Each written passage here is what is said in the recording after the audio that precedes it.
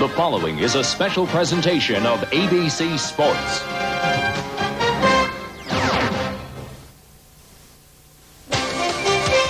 Yesterday morning, Boulder residents woke up to a familiar sight. Mother Nature had dropped 12 inches of snow on their city. Temperatures plummeted towards zero. But students on campus run phase. Hey, as the saying goes here, if you don't like the weather, just stick around for 10 minutes. It'll change. Folsom Field, meanwhile, resembled a huge outdoor skating rink. The grounds crew working overtime to clear the battlefield. You know what? They did. Today, it's cold, crisp, with just enough bite in the air to signal that none other than the Huskers are here. Live from Folsom Field in Boulder, Colorado, ABC Sports College Football, in association with the College Football Association, present a Big 8 matchup featuring the Nebraska Cornhuskers at 7-0 against the 4-2-1 Colorado Buffaloes. Good afternoon, everybody. Mark Jones in the house, and welcome to the 52nd meeting between these two teams. Hey, Pearl Jam's going to be doing a concert here in a couple of weeks, but this game is the biggest thing on campus in '93. You don't believe me? Take a look at the Big 8 standings. Nebraska and Colorado undefeated. Nebraska 3-0, Colorado 2-0-1. The winner of this game with a leg up on a berth in the Orange Bowl. Joining me this afternoon is Tim Brand. And Tim, both quarterbacks a key to both teams' success. Yeah, I really believe, Mark, the quarterbacks will be the focal point here today. As a matter of fact, Nebraska's Tommy Frazier, I think, is one of the best option quarterbacks in the country. He ranks right up there with Syracuse's Marvin Graves. He's run for 5 touchdowns. He's thrown for 7 more, and he's had only 2 interceptions. I'll tell you this, these quarterbacks don't make many mistakes. Colorado's Cordell Stewart, he's thrown the ball 199 times this year, and he has had only 2 picked off. I also think Cordell has a better cast of receivers, and that could be the difference in this game. There's no question CU is putting its entire season on the line here today. With a win, they can accomplish their goals. With a loss, it's over. Stewart didn't get a chance to start in this game last year, but he's looking forward to this one. The kickoff when we come back. Well, just a few moments ago, Ragin' Ralphie all revved up and ready to go. 1,300 pounds of fury, all jacked up for this ball game. And so is head coach Tom Osborne of Nebraska. You see his record against Colorado. He's been very successful. He's been the head coach there for 21 years. Meanwhile, on the other side of the field, Bill McCartney has been the head coach of Colorado for 12 years. He's looking to improve his record against the Cornhuskers. Yeah, he is the winningest coach ever at this school. 16-3-1. Nebraska has won the toss and deferred, deciding to put their defense on the field.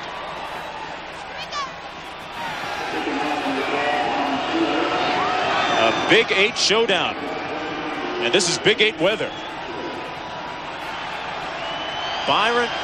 Tom Sealer getting ready to kick. And back deep, James Kidd. It's short. Rashad Salam into the middle of the field and brought down at the 28-yard line. Starting quarterback for Colorado is Cordell Stewart. He's 6'3", 210 pounds, a junior from Marrero, Louisiana. Talked about his lack of interceptions. He's been very efficient this year. And he is number 3 in Colorado history in yards passing. The backs and the receivers. Rashad Salam is going to be starting in place of Lamont Warren. First down and 10 from the 28-yard line for Colorado. Salam off tackle, he slips, falls, no fumble, and he's tackled after a gain of about 1 yard. The tackle made by number 3, Toby Wright. Let's take a look at the offense for Colorado. A great pair of wide receivers, Johnson and Westbrook. Tight end Christian Fourier, Sean Embry, the other tight end, and Rashaan Salam, the starting tailback. Up front, it'll be Birdie, Irwin, Stoltenberg, Chad Hammond, and number 72, Derek West. The offensive line may be the most improved part of this Colorado offense in 1993. Second down, it's Salam again. Tough going over the right side, and he's brought down after a gain of about 3 yards. Let's take a look at this black shirt defense for Nebraska. The tackle made by Ernie Beeler that time. Up front, Dante Jones, Kevin Ramakers, Keneally, and Trev Alberts, the All-American. The linebackers, a good and fast crew. Ernie Beeler, Mike Anderson, and Ed Stewart. And in the secondary, they've had a couple of changes. Tyrone Williams moves up to the corner spot. John Reese will be the starting free safety. He's joined by Wright and Miles. Toby Wright's going to have to come out of the game. I don't know what it is unless he has some blood. They're going to make him come out and change. But Mike Minter, number 10, will come in and play that rover spot, the old strong safety. There's a look at Wright. He comes out of the game. Can't tell you, for so many years, Nebraska ran the old 5-2 basic defense, 30 years as a matter of fact, and they've changed now to a 4-3 scheme. So the strong safety is called a rover. Nebraska with the #1 rushing defense in the conference. Yeah, but you'll probably see him pass here. 3rd and 5. Stewart on the out pattern, way over the head of Charles Johnson, incomplete. He was covered there by Tyrone Williams, and it's 1-2-3 punt for the Buffaloes on their first possession. Tyrone Williams, who was covered on that play, moves up to cornerback on this in this game because Dumas is out, the free safety, and the starting right cornerback, John Reese, had to move over to take his spot. So Williams moves up and did a good job that time. Mitch Berger of Colorado standing on his own 18-yard line and back deep. Number 2, Corey Dixon for Nebraska.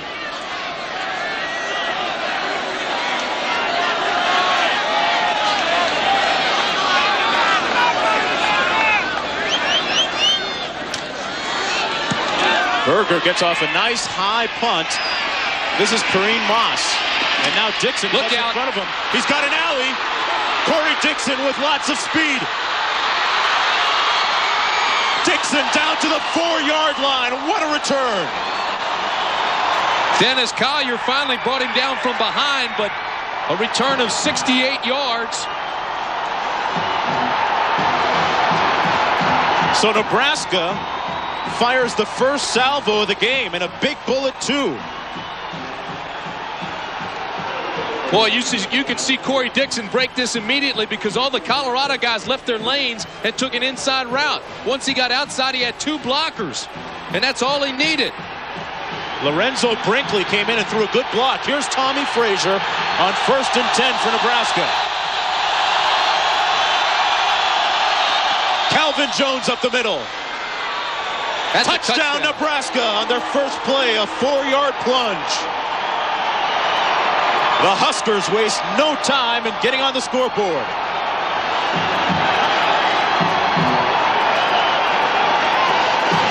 Boy, how emphatic is that?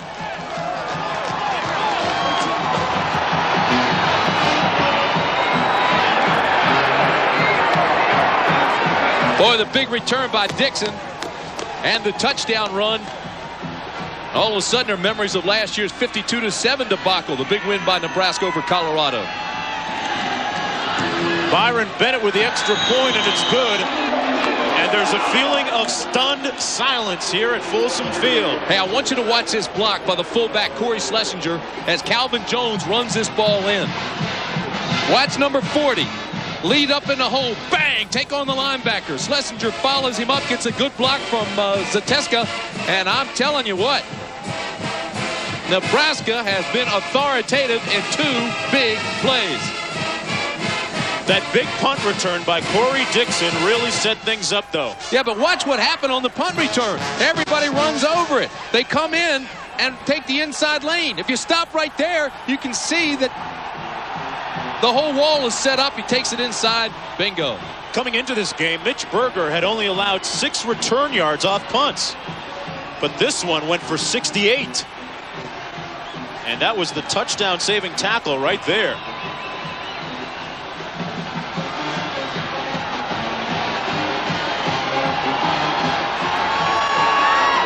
Boy, last year, Colorado lost 52-7. They started off in a very inauspicious way, and the same thing here in '93.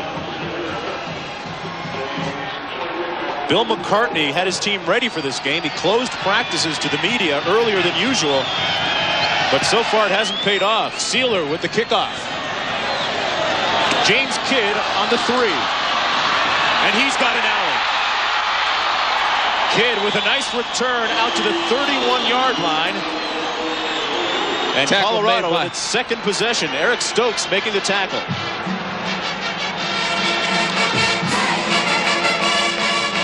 So Cordell Stewart and the Buffaloes on the field for the second time this afternoon as we approach the 2-minute mark here in the first quarter.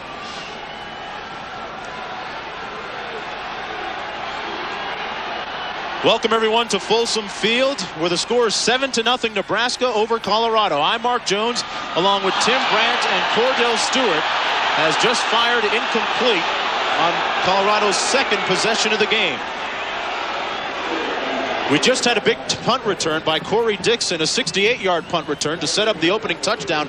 Nebraska has only run one play from scrimmage, and it counted for a 4-yard score by Calvin Jones. Keep in mind, last year both these clubs were ranked 8th in the country, tied for that ranking. The game was out in Lincoln, Nebraska, and Nebraska won 52-7. So now everybody's starting to think, well, here we go again. But if you're Colorado, you cannot panic. It's early. Stay with your game plan. Second down and 10. Stewart on the option. Fakes the pitch nicely and has a first down. An 11-yard pickup by Cordell Stewart, showing some of his option skills right there. Tackle on that play made by John Reese and Mike Anderson. And now the near capacity crowd starting to get behind their team. Boy, Toby Wright, the safety, went for that fake and actually rolled all the way out of bounds. Like Cordell turned it up and moved the chains. Stewart was injured for that game last year against Nebraska. Said he was looking forward to this one. Play action going up top to Johnson. And Johnson was covered closely by John Reese. Now, for those of you that joined us late, here's a look at the big play of the game to date. Corey Dixon on a 68-yard punt return. Now watch what happens to Corey Dixon. He takes it out and just sees the lane right away. Gets a couple of key blocks. There's 5 Brinkley. Doesn't get a good block, but just enough for Dixon to take it inside and moves all the way down inside the 5. The very next play, they load up. They get a power offense. They ride it in. Watch number 40 lead it up in there. Schlesinger gets a good block. Bang. Touchdown by Jones. And that's where we stand right now. 7-0 with 12:42 remaining in the first quarter. Stewart looking for CJ again, and it's over his head, incomplete. Covered by Tyrone Williams, who has moved into the starting quarterback spot because Troy Dumas has an ankle injury at free safety. Mark, let me say this. Last year, Colorado established the most prolific passing attack in Big 8 history. Then they lost 52-7 to Nebraska.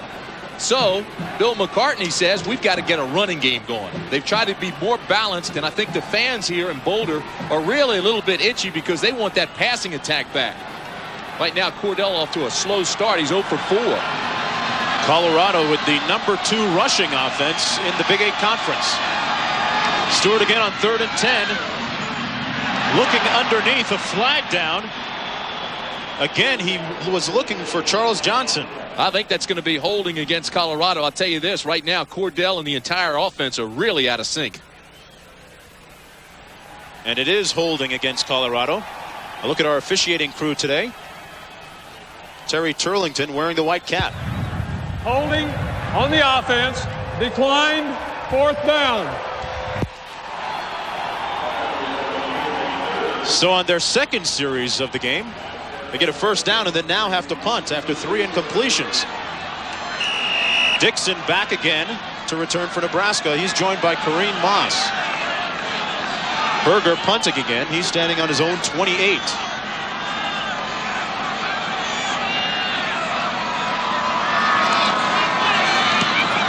Berger gets off a nice end-over-end punt. It's Dixon again at the 15.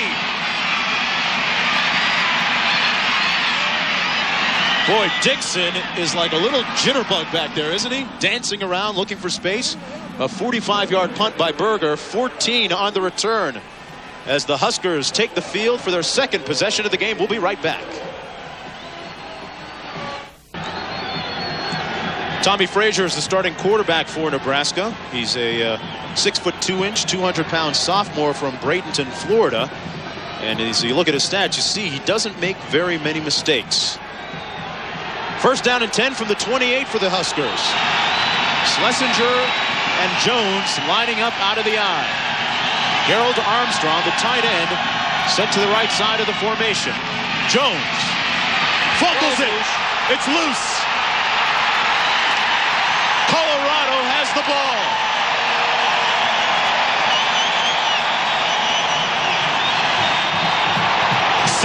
Rodgers made the recovery for the Buffaloes. And they are in prime field position.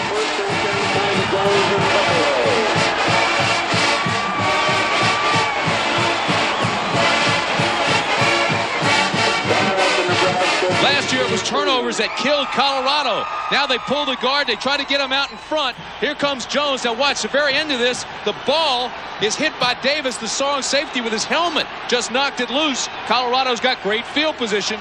1st and 10. Salam spinning down to the 19-yard line for Colorado. Rashaan Salam, a 6'1", 210-pound sophomore.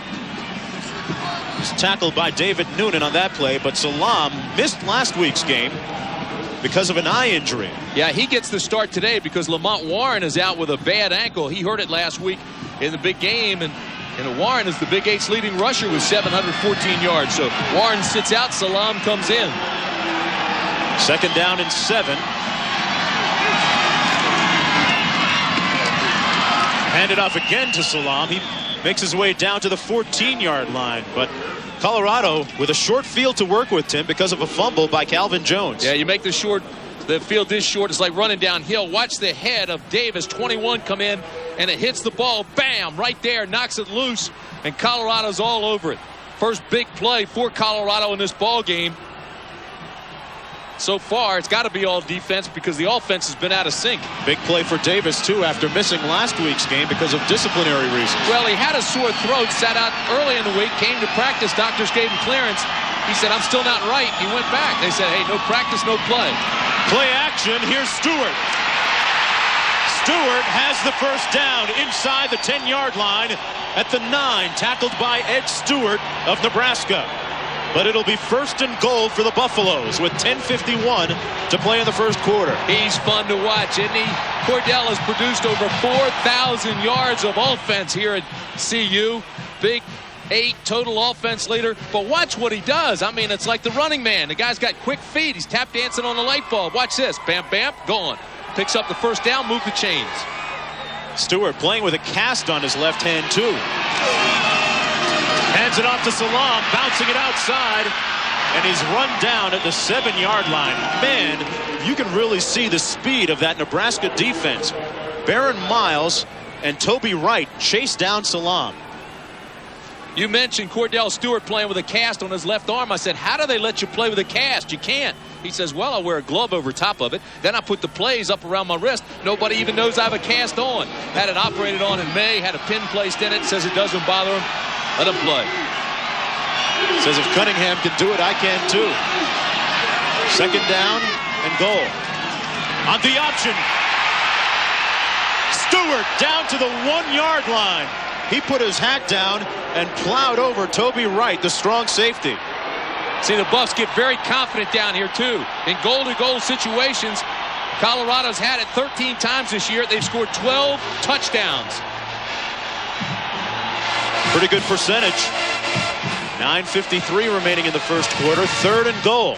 Watch the big guys now up front. Birdie, Irwin, Stoltenberg, Hammond, West. These guys will get a great push off that offensive line. Hill and Salam lining up out of the eye. Hill is the fullback. Westbrook in motion. Salam up and over, touchdown, but there's a flag down on the far side of the field. That flag was almost thrown right at Westbrook. And that hurts Colorado. And I believe it is going to be Michael Westbrook, the wingback, number 81.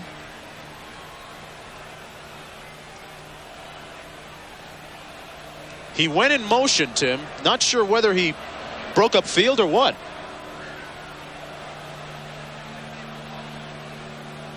See if we can see any motion here. Illegal motion on the offense. All right, the motion is okay. That's all right, but look. The right end, Embry just jumped off a little bit early. Little anxious. It was a nice run by Salam to go over the top, but it's all for naught. 3rd and goal now. The ball moved back to the 6-yard line. Westbrook split out to the top of the screen. Johnson to the bottom, to the wide side. Salam the single back. Go to Westbrook. Incomplete. good coverage that time by Baron Miles on the corner. You know, there's been a lot of talk here in Boulder about what's happened to Michael Westbrook. Last year he had 76 receptions. This year he only has 23. Reason was last year they threw so much everybody blitzed him. He was the hot receiver. They don't need that anymore because they have a running attack. See, goes up here, almost had it. It was really a poorly thrown ball by Stewart, too high. And in comes Mitch Berger to attempt a field goal from 23 yards out. He's 10 of 14 on the season. They get it down, and it is good. So Berger puts Colorado on the scoreboard, and it's now 7-3 for Nebraska. Both teams thinking about oranges. We'll be right back. CFA College Football on ABC Sports, brought to you by Chevy Trucks, the most dependable, longest-lasting trucks on the road. Valvoline, people who know use Valvoline. Speed Stick deodorant and Speed Stick antiperspirant, the #1 for movers and shakers. And Compact Computer Corporation. Mark Jones and Tim Brandt here in Boulder, Colorado. It's 7-3. Nebraska leads the Buffaloes. Mitch Berger getting set for the kick. Corey Dixon and Damon Benning are standing on the goal line for Nebraska.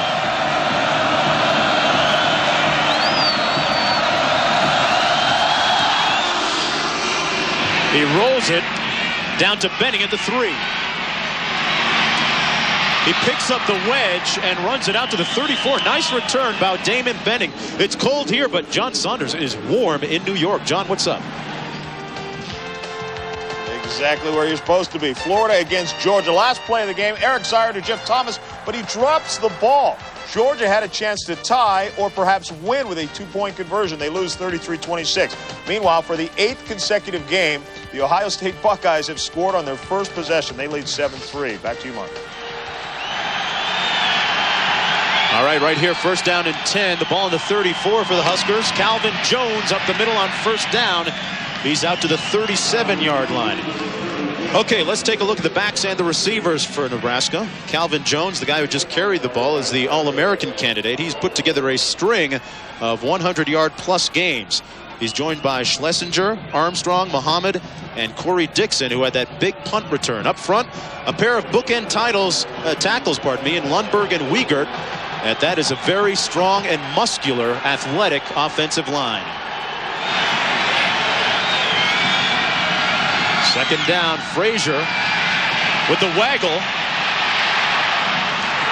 And it's intercepted at the 49. Dalton Simmons for Colorado. Now the linesman says the ball hit the ground, that it was incomplete. Was he overruled? Side judge said interception. Line judge came in and said no, it hit the ground. Take another look at this thing. Boy, I tell you what, it looked like Simmons had it to me. I don't know what the heck Frazier was doing trying to throw this ball or who he was trying to throw it to. It's 3rd down and 8. Nebraska catching a break there. Frazier to Abdul Muhammad, the first down at the 48-yard line. A 13-yard pickup for the junior from Compton, California. Here it is again. You can see Frazier's off balance and just throws it away. Now here comes the cornerback Simmons. Does he get his hands under it? That's an interception. Hey, he should have had that pick. Yeah, Colorado should have the ball. At first they ruled it interception, then they said it hit the ground. I think Dalton had it. It's first down and 10, though, for Nebraska on the option. Here's Frazier. And down goes Frazier at the 44. Pickup of about 6 yards. And now let's take a look at that Colorado defense for you. Up front, Shannon Clavel, Kerry Hicks, and Darius Holland. The linebackers, very strong, very athletic, led by Ron Wolfork, the All-American candidate.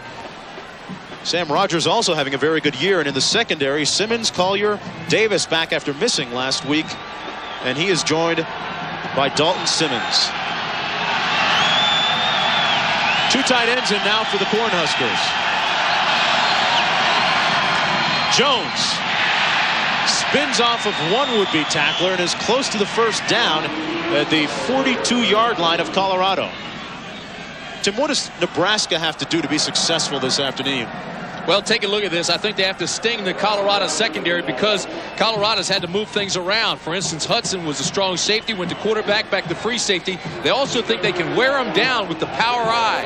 And, of course, Colorado defensively, they want to shut off that perimeter run and keep Frazier contained, and they want to stop that power eye. They want that challenge. They said, all right, if they think they can wear us down, bring it at us. We can stop it. It's Big 8 football. They're going to have a measurement down on the field. And now they've decided not to. 3rd down and about 1 for Nebraska. Double tight end set. Jones the deep back in the eye. Jones gets the call, and he's got the first down. Nebraska muscling their way up the middle. Ken Meelan and Joel Wilkes doing the job up front along with Aaron Graham. Tell you, it was a nice play by Kerry Hicks, though, the nose tackle, to make that tackle. He penetrated, he got low, took his ankles, just didn't pull him back far enough. Colorado with the number 2 rushing defense in the conference, going up against the number 1 rushing offense in the conference. I'll tell you this, the Cornhuskers have run the option better than anybody in the country the last 2 weeks. 3 wide receivers in now as Nebraska goes on 1st and 10. Calvin Jones busy so far this afternoon. Let's talk about Calvin Jones a little bit as he's tackled by Shannon Clavell. Jones was hurt in the opening game for Nebraska in '93 against North Texas State, and he went to wearing a knee brace after sitting out a couple of games, missed 2 games, made 1 brief appearance in a 3rd game, got only 1 play for statistical reasons, and now has come off a string of 2 consecutive 100-plus yard games. Yeah, especially in the second half last week, he really returned to the old style, his quickness and cutting ability, and he does say that more flexible knee brace has made all the difference in the world.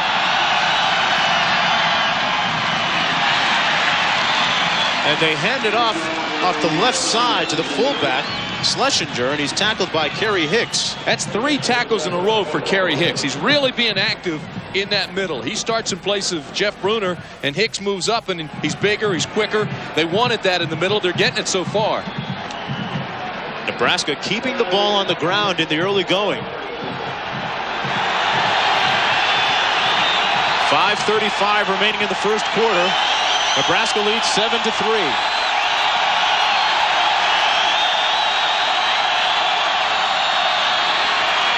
Frazier finds his tight end complete. Armstrong still on his feet. Gerald Armstrong rumbles down to the 9-yard line.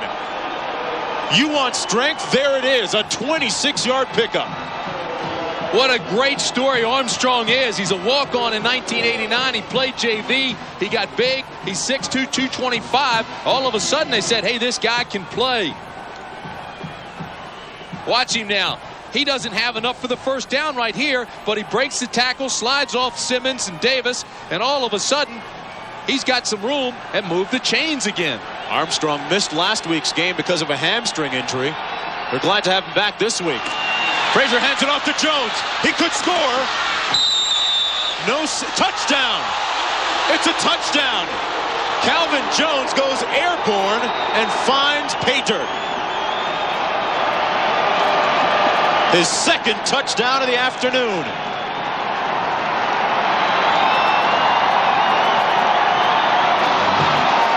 Hesitating call, get outside, get some blocks. They show everything going left, and all of a sudden, they turn it back right. Now watch Jones. He just barely gets inside the pylon. The ball has to cross the plane, and the official says, yep, he did.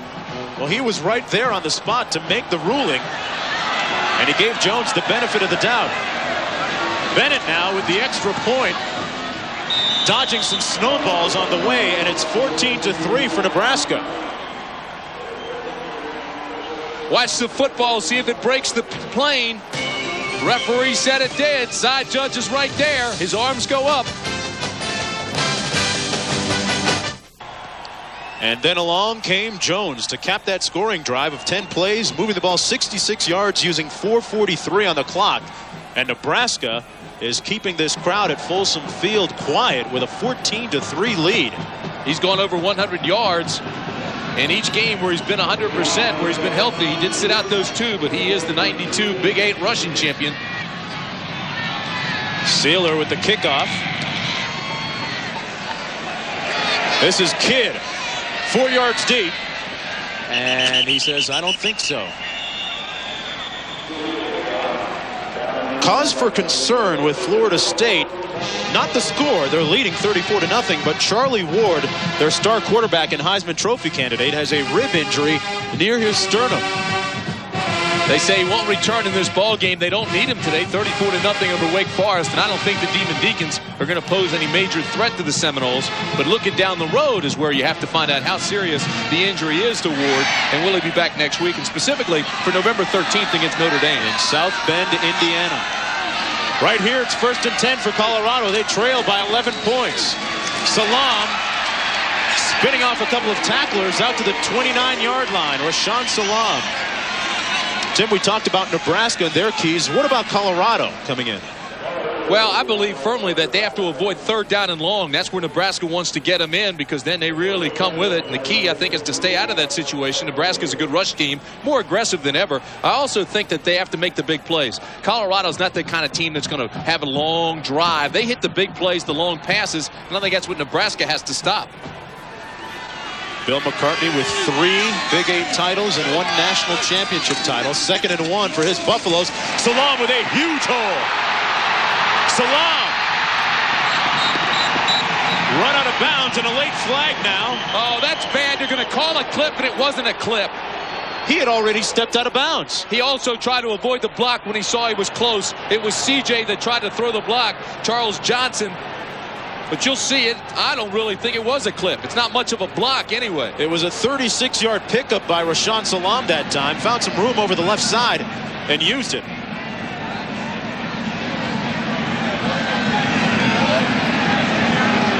They needed a play like this. Stewart's 0 for 6. And it's against the Buffaloes. I tell you what, that's a bad call. I want you to watch the end of this play and watch number 9 coming in to throw a block, okay? Now watch his right arm. He sees it might be a clip, so he tries to avoid it. His right arm is behind him. Look, he's saying, all right, I'm going to stay away. And they called him for holding, for getting behind him, putting a right arm behind him, and that's bad. And it looked as if Salam was already a yard or so out of bounds. And Bill McCartney is hot about that one. Deservingly so. It's a bad call. I mean, Charles Johnson is a veteran. He knows what he's doing. He's a senior player. Now watch the top of your screen. Right now he sees I'm behind him. If I hit him, it'll be a clip. No, I'm going to stay away. Flag comes in. Well, they move it back a little bit. 1st down and 10.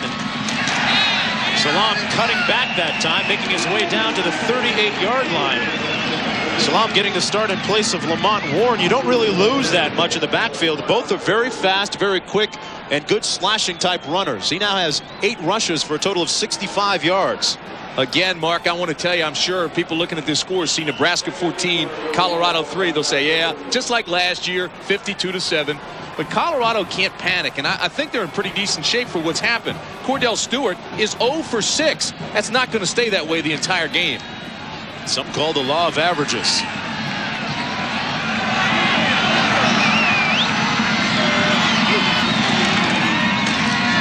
Cordell Stewart play action.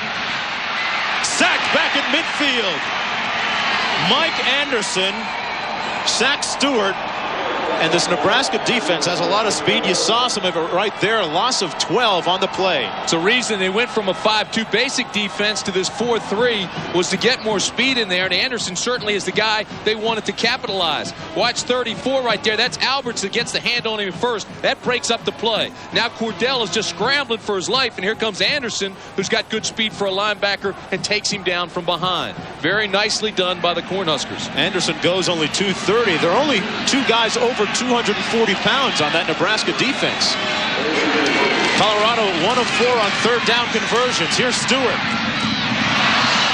Is it intercepted? No, it's ruled incomplete. It hit the turf first. Stewart now 0 for 7. And that pass was horrendous. Didn't look like he wanted to really go to that receiver. Wasn't sure about himself. He's had indecision all but 2 plays today. That was one on the option where he faked it, and another time he turned it up and tried to score before they got the field goal. The ball at midfield. Mitch Berger standing at his own 37-yard line. He's got 12 punts inside the 20-yard line coming into this afternoon's game. And he'll be trying to pooch this one, too.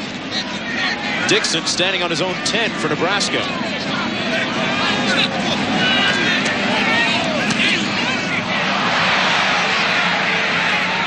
And it bounces back after landing at the 17. This one's down to the 23-yard line. And a smattering of boos from the Colorado crowd here. At the conclusion of today's game, we'll be selecting a Chevrolet Most Valuable Player of the game from each team. And for the 23rd year through the Chevrolet Scholarship Program, $1,000 will be donated to the General Scholarship Fund of each school.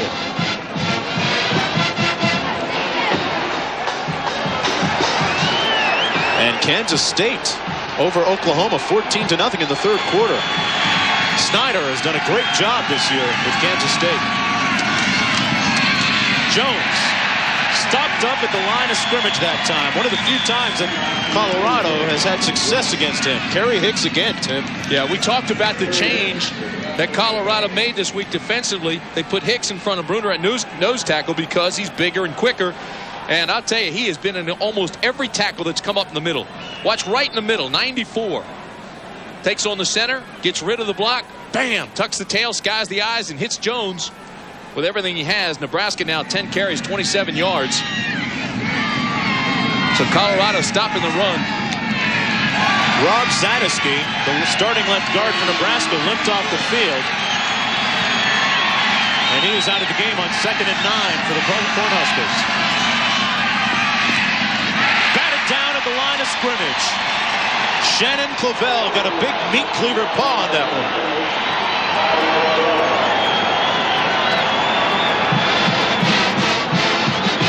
What's the bottom of your screen? You're looking at number 92 at Shannon Clavell. He just takes his guy, and Lundberg hangs with him, and then all of a sudden he sees the throw, reaches up, gets the big bear claw on it, knocks it away.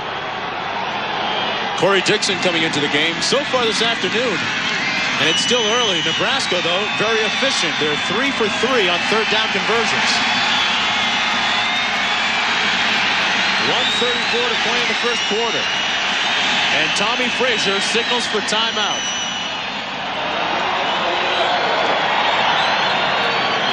We're going to keep it right here. Tommy Frazier last year started as a freshman for Nebraska and has really started to pick up on the offense. Let's go back to New York now. John Saunders. John?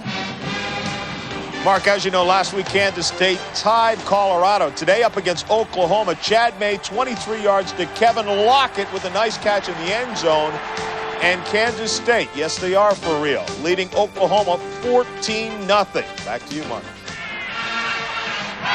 As I said, Snyder doing a great job coaching that Kansas State Jayhawk team. They have one of the best secondaries in the country, let alone just the Big Eight. Jim Kelly has led the Buffalo Bills to 3 Super Bowls, but they've never won it all.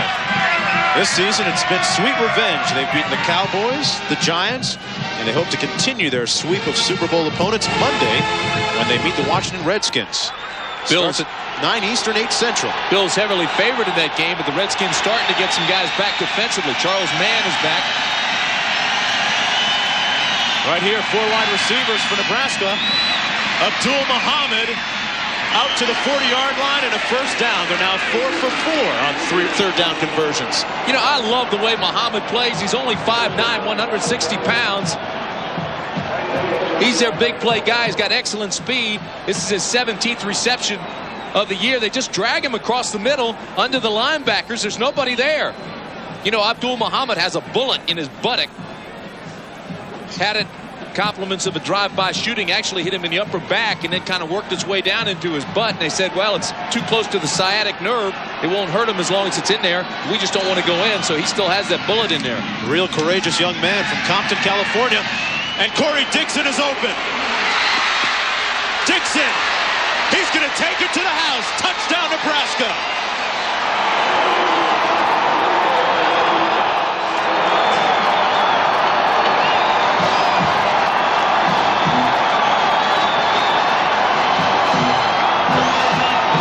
He had a 68-yard punt return and now a 60-yard touchdown reception.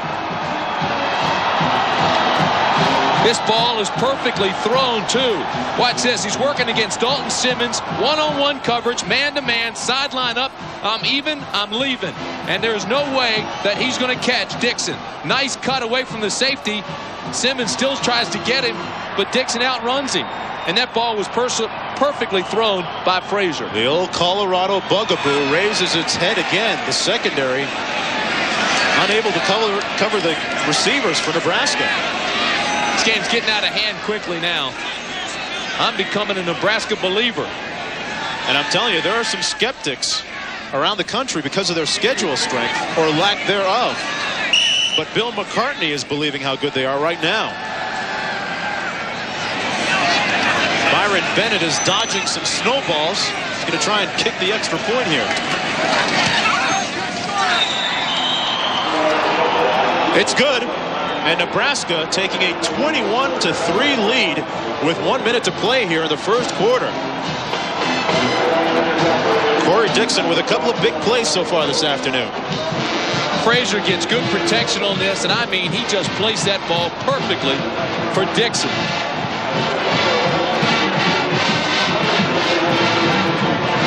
You know, it was Frazier who actually sold this play. Now, you saw the one-on-one, the down and up, but watch why Simmons, the cornerback, fights on the out. There's the pump. Now let's just go ahead deep. And he put it out there perfectly. He also got good protection. I mean, here comes Clavel, but that's like 10 minutes after the ball was thrown.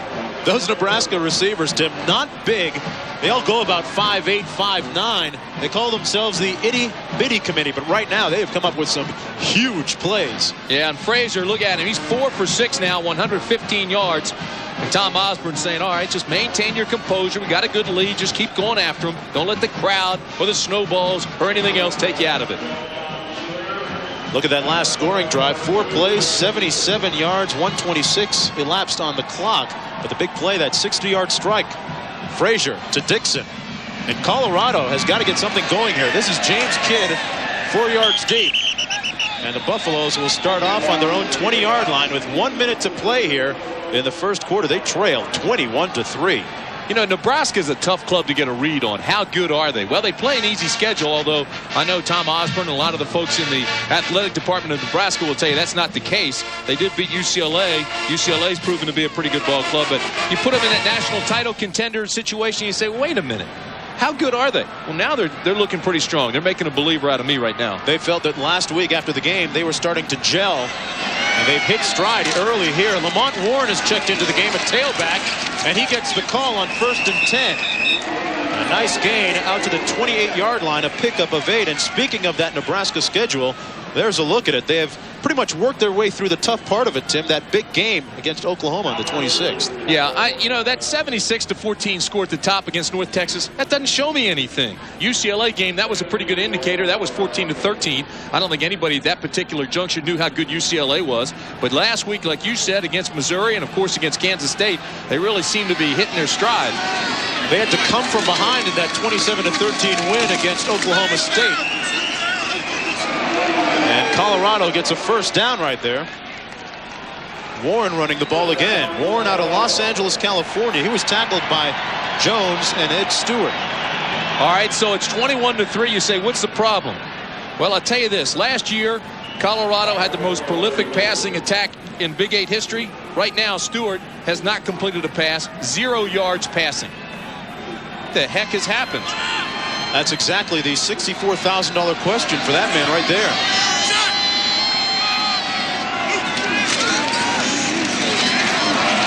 Warren gets the call again on that sore ankle, and he's tackled over the 35 at the 36-yard line by Trev Alberts, the All-American.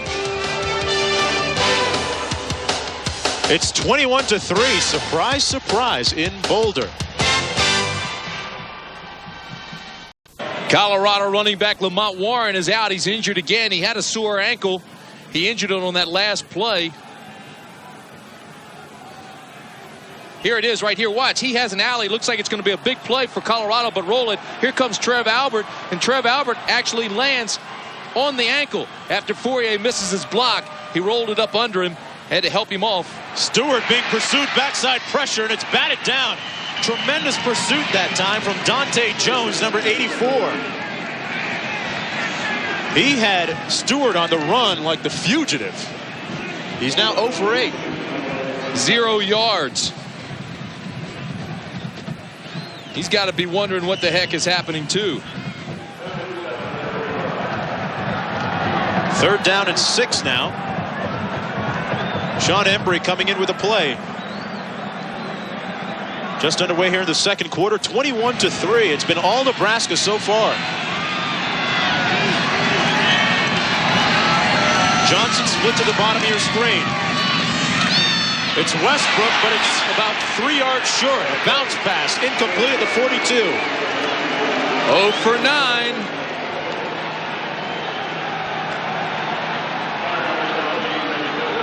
And the Jayhawks, pardon me, the Wildcats continue to pound Oklahoma. Kansas State jumped up and tied Colorado last week 16-16, and although that tarnished their record, it didn't hurt them. They could still win this and go to the Orange Bowl and win the Big 8 title. Right now, Colorado in a whole lot of trouble. Corey Dixon and Karoon Moss back deep. For Nebraska, great punt by Berger. This is Moss at the 17. Smacked at the 15. A 47-yard punt, -3 on the return as we look at the numbers and the stats from the 1st quarter, Tim. Couple things that jump out at you. Look at this right here. 0 yards passing in the right-hand column for Colorado. Then you go to Nebraska's column. You come down to passing yards. You see 115. When's the last time you saw Nebraska with just 27 yards rushing and the passing yards all the way up to 115? They only average 160 a game. You have an injured player down in the field for Colorado. That's Matt Lepsis, the backup tight end. Nice to see him get up and walk off the field under his own power. Boy, Notre Dame really had some second half against Navy, didn't they? Navy had the lead at halftime. Lawrence Phillips now making his first appearance at tailback, and here he is. Stays on his feet. Tackled at the 16 by Ted Johnson. Phillips, a freshman, 6 feet, 200 pounds, out of West Covina, California. Another one of those Nebraska backs with a healthy 6.2-yard average per rush. Another one of those great stories, too. You know, he started running with a bad crowd growing up in California. He left his home, became a ward of the county. Then a principal took him under his arm, turned him around, and he's a terrific kid. 2nd down and 8. Full house backfield. You know, Tommy Frazier has a little bit of Jamel Holloway in him, the way he handles the ball in that option, doesn't he? Yeah, he does. You know, I mentioned at the top, I think he's certainly one of the best option quarterbacks in the country. Right up there with Syracuse's Marvin Graves. The reason is because he sees the field so well. He makes decisions. Watch him come down the line now. He has to read the outside linebacker. He reads everybody's going outside. So he says the pitch man's covered, turn it up, and he picks a couple of tough yards. You know, Tim, he's listed at 6'2", but we were both saying before the game, he looks a lot bigger than that. 3rd and 5. Incomplete for Abdul Muhammad at midfield. Good coverage that time by Simmons. I don't know if they're doing it on purpose, but they sure are going at Simmons a lot. And that defense gets a rise out of the Colorado faithful here at Folsom Field. Keep an eye at the top of your screen. Dalton Simmons, 7, the left cornerback. He's locked on one-on-one again. He's given up a couple of big plays, but this time turns and knocks it away. Byron Bennett standing on his own 6-yard line. C.J. Charles Johnson at his own 40. Good punt that time by Bennett. Johnson at the 30.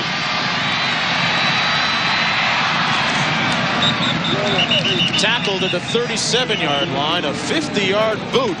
7 on the return. Nebraska with a 21-3 lead. Bill McCartney walking the sidelines. He's got to tell his players not to panic. 2 things. Look at, if the interception had stood, and when it was 1st and goal for Colorado before, and they got that penalty, you know, this could be a different ball game. That was the first time the defense had stopped Nebraska that last series all game. Stewart still trying to complete a pass, and he's sacked at the 25. Trev Alberts was in there first, and then Dante Jones came in to lower the hammer. A loss of 12 on the play. This defense came in with a total of 34 sacks. They've got 2 this afternoon. You know, he was named the weightlifter of the year by his teammates. His dad is a Pentecostal minister. He's a very religious guy. But here comes Trev Albert, stops things, and Dante Jones, the son of the minister, comes in and cleans him up.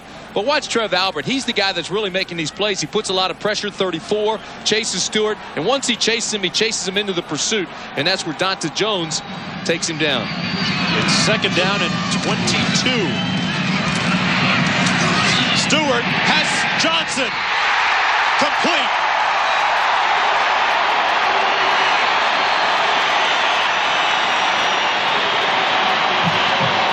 A 42-yard pickup for Charles Johnson, the All-American candidate. And Stewart completes his first pass of the afternoon, finally. Johnson gets his 38th catch of the year, too. Boy, that first completion was a long time coming for Stewart and for that guy, number 9, Charles Johnson. He's one of the best receivers in the country. This will be his 38th catch of the year. Had to readjust a little bit to make it, but that's a big play for Colorado. Had Tyrone Williams beaten cleanly on the play. Handed off to Salam. Salam down to the 23. Tackled by Baron Miles. Salam now 9 rushes this afternoon, a total of 73 yards. It's been an interesting series between these two. Nebraska won 18 games in a row against CU. That was before 1986, but the last 7 games been dead even, 3-3-1.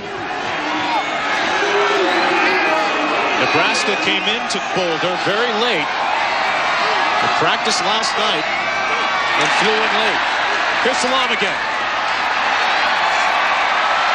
Finding a nice surge off the left side down to the 15-yard line. Trev Alberts making the tackle. First down, move the chains, good blocking up front. Salam, who played 8-man football in high school, was an All-American. See, he's got great ability to see and follow his blockers. He just jumps in their hip pocket, stays with the big guys as long as he can before breaking out into the hole. That offensive line really came off the ball, too. Stewart to pass. Throws it low and incomplete. At the 8-yard line, intended for Johnson again. Johnson acting like he had it. But this one does bounce. Watch this. This is a good bounce pass. Again, it's low. But you know, that's an All-American that can make it look like you got the catch, though. Charles Johnson, you know, he's already graduated. Graduated in 3 years with a degree in marketing. Tell you this, Colorado's had some success running the football today, too. 98 yards. Nebraska only allows 106 a game. Second and 10. Salam cutting back. He fumbles it. Touchdown, Colorado.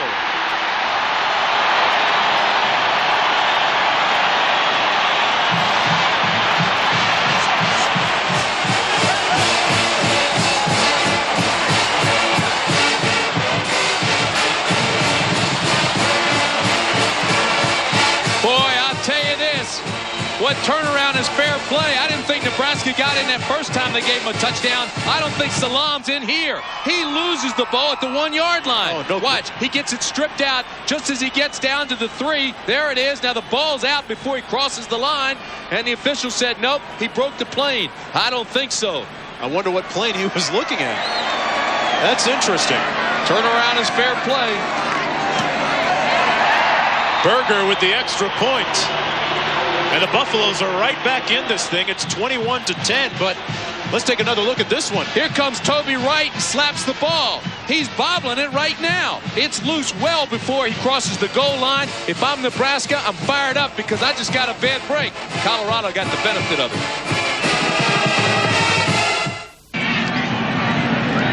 Back at Boulder, it's 21-10 on a very close call. Rashaan Salam running one in from a few yards out for Colorado. But did he cross the plane of the goal line before or after he fumbled? That's the essential question. Well, we had that same question when Calvin Jones scored earlier for Nebraska. It happened in the same corner of the same end zone. Berger with the kick. Benning's going to run it out. Bounces outside. Oh, and drilled at the 23. Benning got rocked by T.J. Cunningham. T.J. stands for tough jolt. Hey, I want to watch the touchdown one more time. Here comes Rashaan Salam. Look at Wright reaches in. The ball's loose well before he ever gets to the goal line. You'll see the official come in, and he says, wait a minute. Yeah, here's the goal line. He was across it, broke the plane. Folks, that's a touchdown. I don't think so. This crowd fired up now.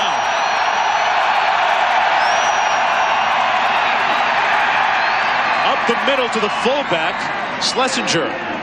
I'll tell you something else too, Mark. At the end of that touchdown, there was a little extra in the end zone. Watch this. Here comes Baron Miles, 14, and he takes Salam and throws him right into the snow. Salam comes back and gives him a little. I don't want to be a snowman when I grow up. Oh, that's right.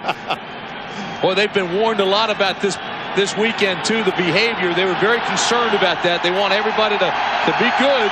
Some of the fans last year in Lincoln with objectionable behavior. This is Phillips out to the 34, and he'll be right near that first down marker, tackled by Brian Dyatt. It was this Colorado defense that really got things going here. Stopped Nebraska on that last drive when they had the football. It was the first time they'd stopped them all day. And then all of a sudden the offense got some mo and scored. The one thing we haven't talked about, Tim, is that huge Nebraska offensive line and maybe the fatigue factor if they can wear down the Colorado interior line.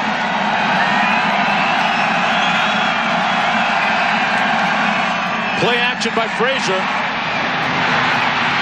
Tries to find Dixon, and it's incomplete, and Dixon scores a goal in the net. Dennis Collier on the coverage. No points for that. I can't remember the last time I saw this. He slides right into the net after he makes his catch. That's not funny. Could get hurt, but watch Dixon. Dixon actually has pretty good position here. I thought he was going to make the catch, but here he goes. Now watch. Boom, right into the kicker's net. He scores! It's a power play goal. It's 2nd and 10 as well for Nebraska.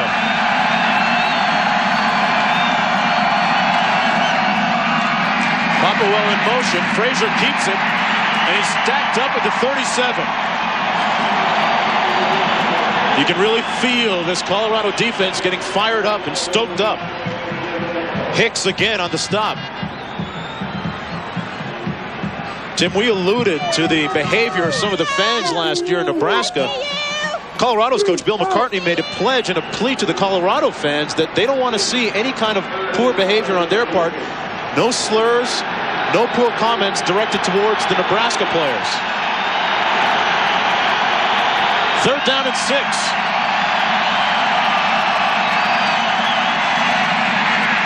Late pitch, and Phillips has a first down and more. You see some of that wishbone wizardry by Tommy Frazier on that late pitch to Lawrence Phillips. Waited until the last moment before he pitched it off. Boy, I'll tell you why this play works. Watch the defense. Watch the right hand of your screen. Now, Colorado shifts left. See him? All right, now, all of a sudden, Frazier sees that, so he goes to that side, and there's nobody there to take the pitch man. Everybody's inside because they had shifted that way. Once he got into the secondary, he got the first down. High jumper. A lot of athletic ability on the field. 1st and 10, 8:48 remaining in the first half. A screen pass. And Frazier did the right thing that time, Tim, in throwing it away. Dyatt was right there. I'll tell you this, Colorado had 12 men on the field, and I don't see a flag. One guy was trying to get out of the ball game. It was Hicks. Now there is a flag over in the 30. Way on the other side of the field. You take big old Hicks, he's 6'6", 260. He was lumbering to the sidelines and never did get off on time. So Colorado essentially had 12 guys on the field. Tough to hide when you're 6'6" and 270.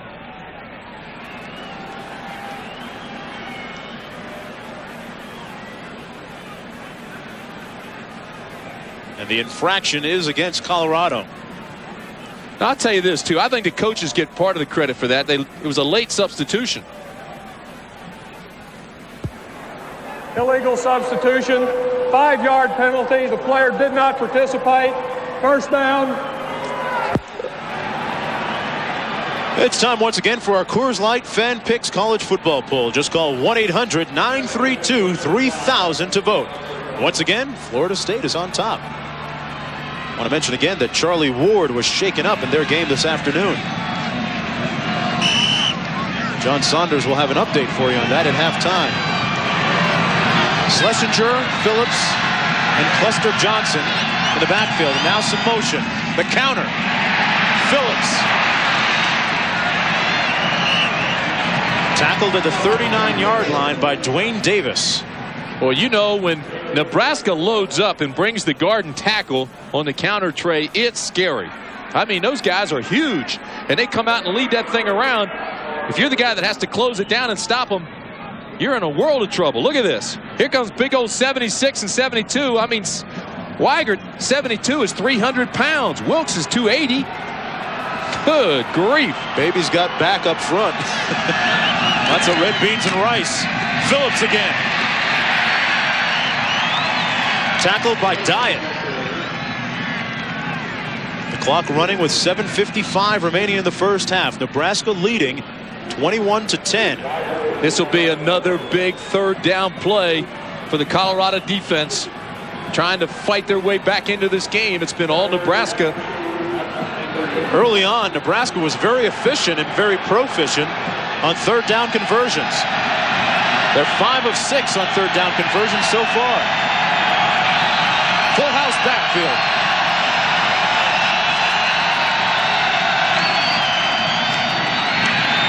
Frazier on the option, and they'll be short of the first down, or close to it. No, they got it. Oh, absolutely. Yep. With lots to spare. I think that's what made Frazier so talented on that side. He knew exactly where he had to get.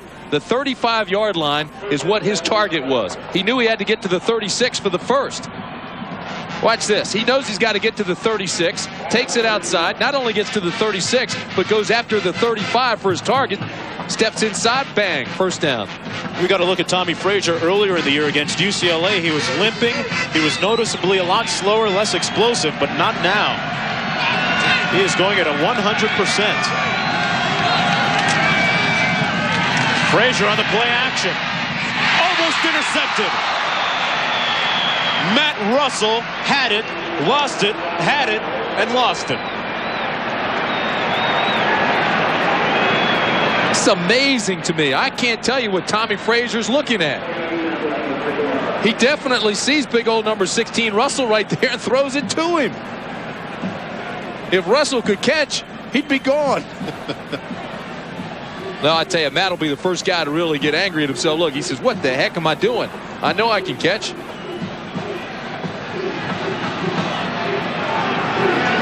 Sets up second down and 10.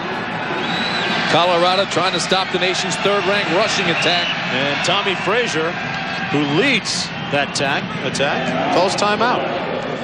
Nebraska leads by 11 on a sunny, crisp, cool day in Boulder, Colorado. Hey, you know where to get college football. Next Saturday, ABC Sports regional action. Many of you will see Louisville take on number 8 Tennessee.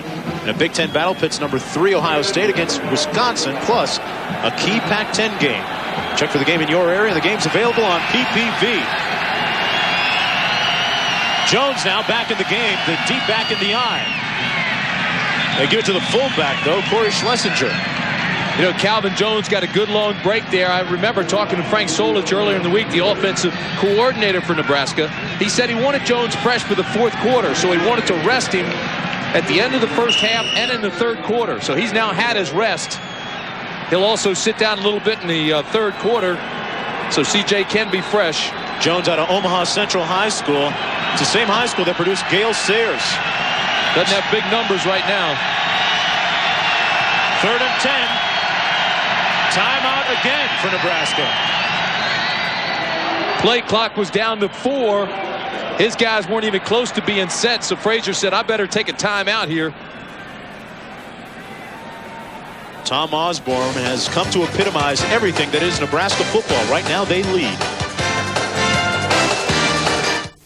Just an absolutely beautiful late fall day for a college football game. 21-10. Had a little snowfall a couple days ago, but it is clear now. Frazier with the inside pitch. And Jones is brought down to the 33 by Shannon Clavell. So they're short of the first down. And will they go for the field goal? What a huge play that was by Clavell, too. You know, they say he improves every week. He had 40 tackles, 6 for losses, 2 fumble recoveries, and an interception. They tried to use that little Utah pass, and Clavell just shut him down. It's a high percentage pass, but that time Colorado's defense had it read well. In comes Byron Bennett now to attempt a field goal from 50 yards out. He is 6 of 7 on the year, has a long of 48. This would be a career best. He's got leg, and it's wide to the right.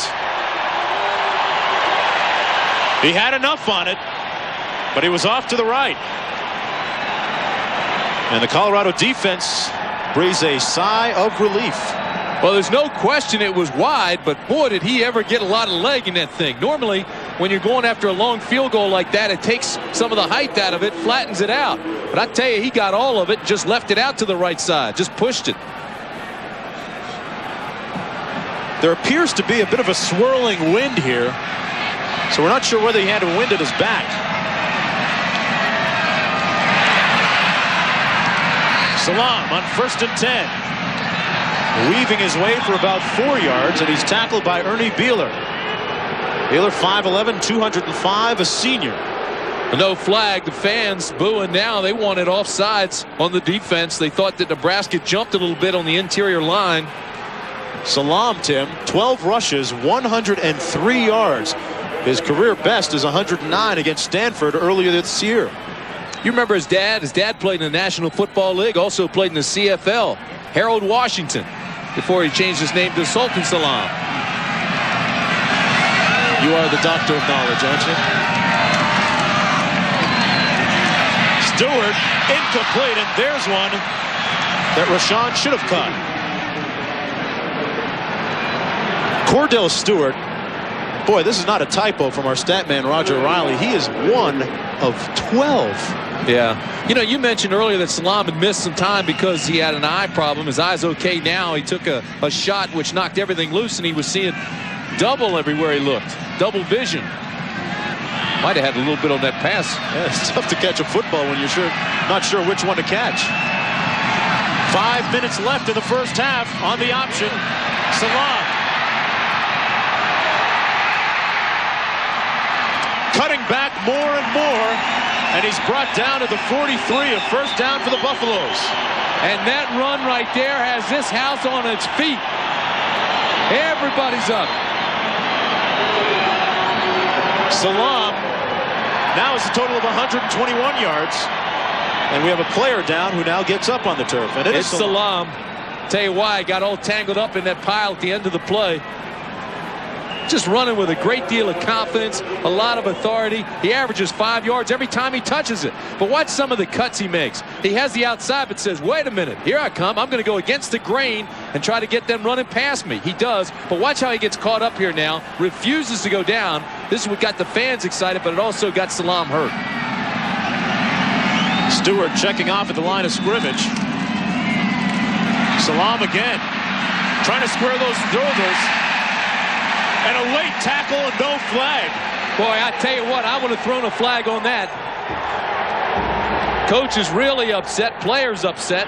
Tyrone Williams was in the area and received a stiff arm. Well, the stiff arm is legal, though. That's a good play by Salam. But then he got hit late after he was way out of bounds. Watch this. All right, that hit is okay, but watch. Number 3, right, the safety loads up and hits him out of bounds. Hit him right in the head. No flag. Ball's on the 38-yard line. 4:23 remaining in the first half. Second down and 3 for Colorado. And a timeout down on the field. We have some whistles as James Hill checks into the Colorado backfield. Bill McCartney in his 12th year. He's coached 136 games. Talking to Toby Wright, the Rover, strong safety. They're going to make him leave the game for a few minutes. I don't know why. And there was no flag. Well, once again, Mike Minter comes in. They're looking at something on his hip. I don't know what he's carrying down by his hip pad. Maybe he's not wearing a hip pad and they're going to make him leave till he has the proper equipment. It's not like he's fixing anything on the sidelines there, though. Oh, but did you see they were looking down on his hip? James Hill, the lone back. Complete to Charles Johnson. Johnson tackled right near the first down marker by Baron Miles. First down, Colorado. A great set of receivers, Charles Johnson and Michael Westbrook. Just look at the numbers. They tell the story. Westbrook with 121, and Johnson with 107. And we've talked about Westbrook's receptions being down this year. And Tim, you explain why. He's not the hot receiver this season. Well, they don't really have a hot receiver. Teams aren't blitzing him as much because they're running so much. And they run it again here. Salam over the 30 down to the 29-yard line. Somehow we have to get an update on Toby Wright, the strong safety. They made him leave the game. I'm not sure why, but he hasn't come back in. Ed Stewart made the tackle on defense that time on Salam. 3:38 remaining in the first half. There's a look at Wright. He's just socializing right now. And you can bet they didn't pull him for that. He's going to come back in, though. He put that helmet back on. 2nd and 8. Stewart out of the backfield, completes it to Salam.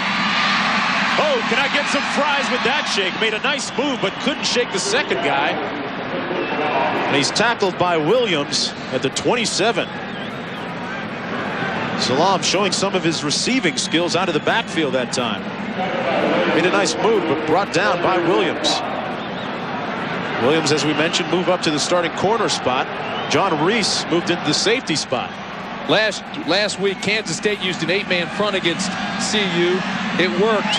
They took some risks, and Buffalo never made them pay. Nebraska's been doing some of that. 3rd and 5. Salam, nice tackling that time by Toby Wright. He's back in. And he let Salam know about it, too. Less than 2.5 minutes to play in the first half. I can't figure out why they made him leave. Mitch Berger now coming in for Colorado with the clock running. Berger going to attempt a field goal from 43 yards out. Berger, 10 of 14 coming in. He's made one this afternoon. Coming out of the hold of Duke Tobin, the backup quarterback.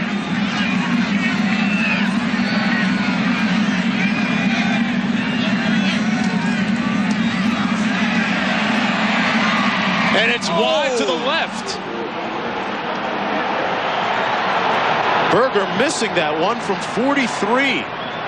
He was 2 of 5 from that distance. Make that 2 of 6 now. That was awfully close. You know, the ball has to go over the top of the upright. That's awfully close. I wouldn't want to have to make that call. Well, remember now, back judge is sitting right under the upright. He's looking straight up. And right away, he makes the call and says it's wide. 1:53 remaining in the first half. 1st and 10 for Tommy Frazier, Nebraska. The option. Jones back in. Calvin Jones down to the 31. Well, as we talked about earlier, it was a pad on his tailbone and on that hip. Didn't wear his girdle pads, and so they said, hey, listen, no pads, no play. Get out of here and get some, and he did for his own protection. Now, how many times are you going to see that one called in a year? Well, you very rarely do. I remember my senior year, I very rarely, if ever, wore pads there, knowing that if the referee saw it, he would make me leave. Jones again brought down to the 34. Nebraska with no timeouts left. And coming up at halftime, lots of scores and highlights on the Prudential Halftime Report. John Saunders with all of that and more for you. We approach 1 minute remaining in the first half. Nebraska came out and stunned this crowd early in the game. And they lead by 11. To the short side of the field, Frazier, a flag down. Back at the 38. We'll have to see what that's about. I think it's going to be holding against Nebraska.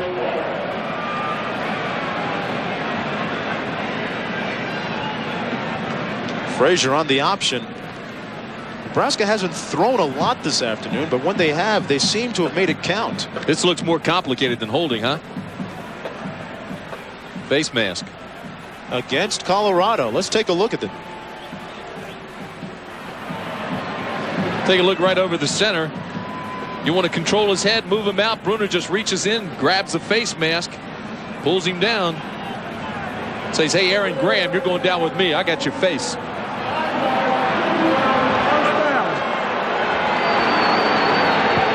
And it's a first down, Nebraska. They can still get in field goal range. There's a lot of time left, 45 seconds. 3 wide receiver look this time by the Huskers.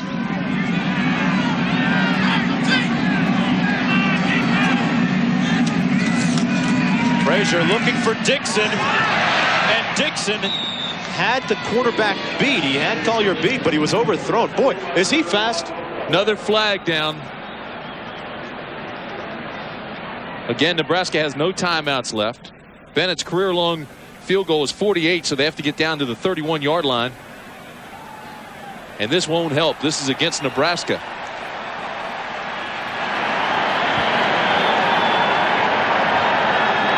Osborne sending the play in from the sidelines. 6 men on the line. Watch the all-22. You watch the safeties. The safeties all of a sudden go to the left. Hudson, 47's back in the midfield. That means one-on-one coverage with Collier and Dixon. Fortunately, the ball was overthrown for Colorado. Unfortunate for Nebraska because Dixon was open. And Tim, that penalty against Nebraska was their first this afternoon, so they've shown a lot of discipline this afternoon. First and 15. Frazier completes the pass to the near sideline. That's Abdul Muhammad out of Compton, California. Pickup of 17. And a first down for Nebraska.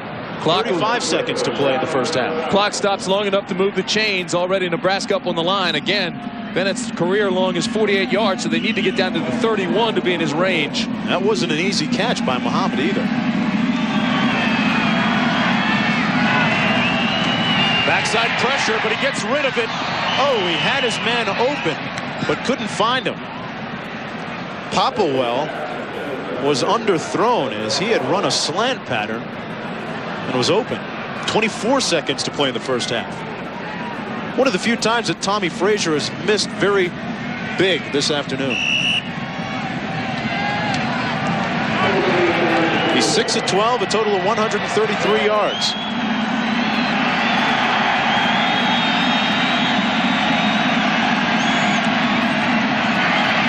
Frazier over the middle, tried to find Muhammad, and it's incomplete. Wasn't even close that time.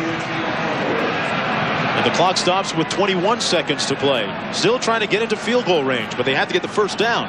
Again, Tommy Frazier walking up and down the line, calling the play. Aren't going to go to a huddle.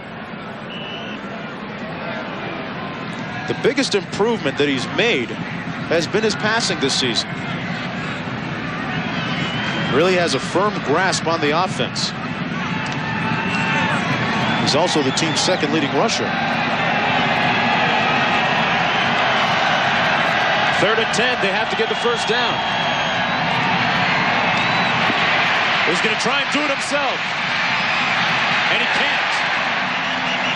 Tackled at the 43-yard line by Shannon Clavel. The big guy really moving well that time. 5 seconds left. They aren't going to get this out. That'll end the half. So that was the last play of the first half. Nebraska, buoyed by Corey Dixon's punt return, got off to a good start, and they lead 21-10 here in Boulder. It's halftime.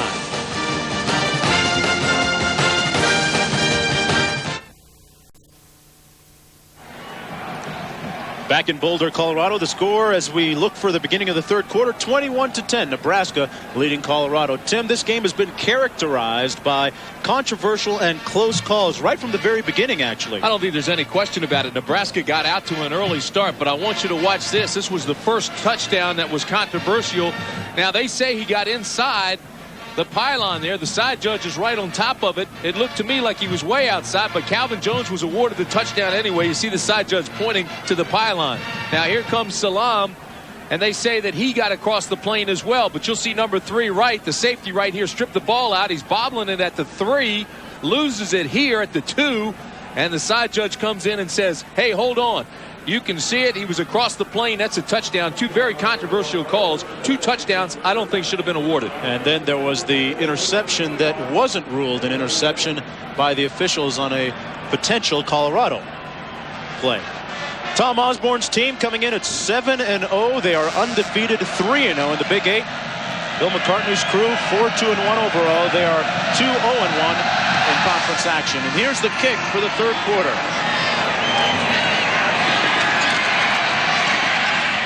Corey Dixon tackled at the 22-yard line. Now look at the first half statistics.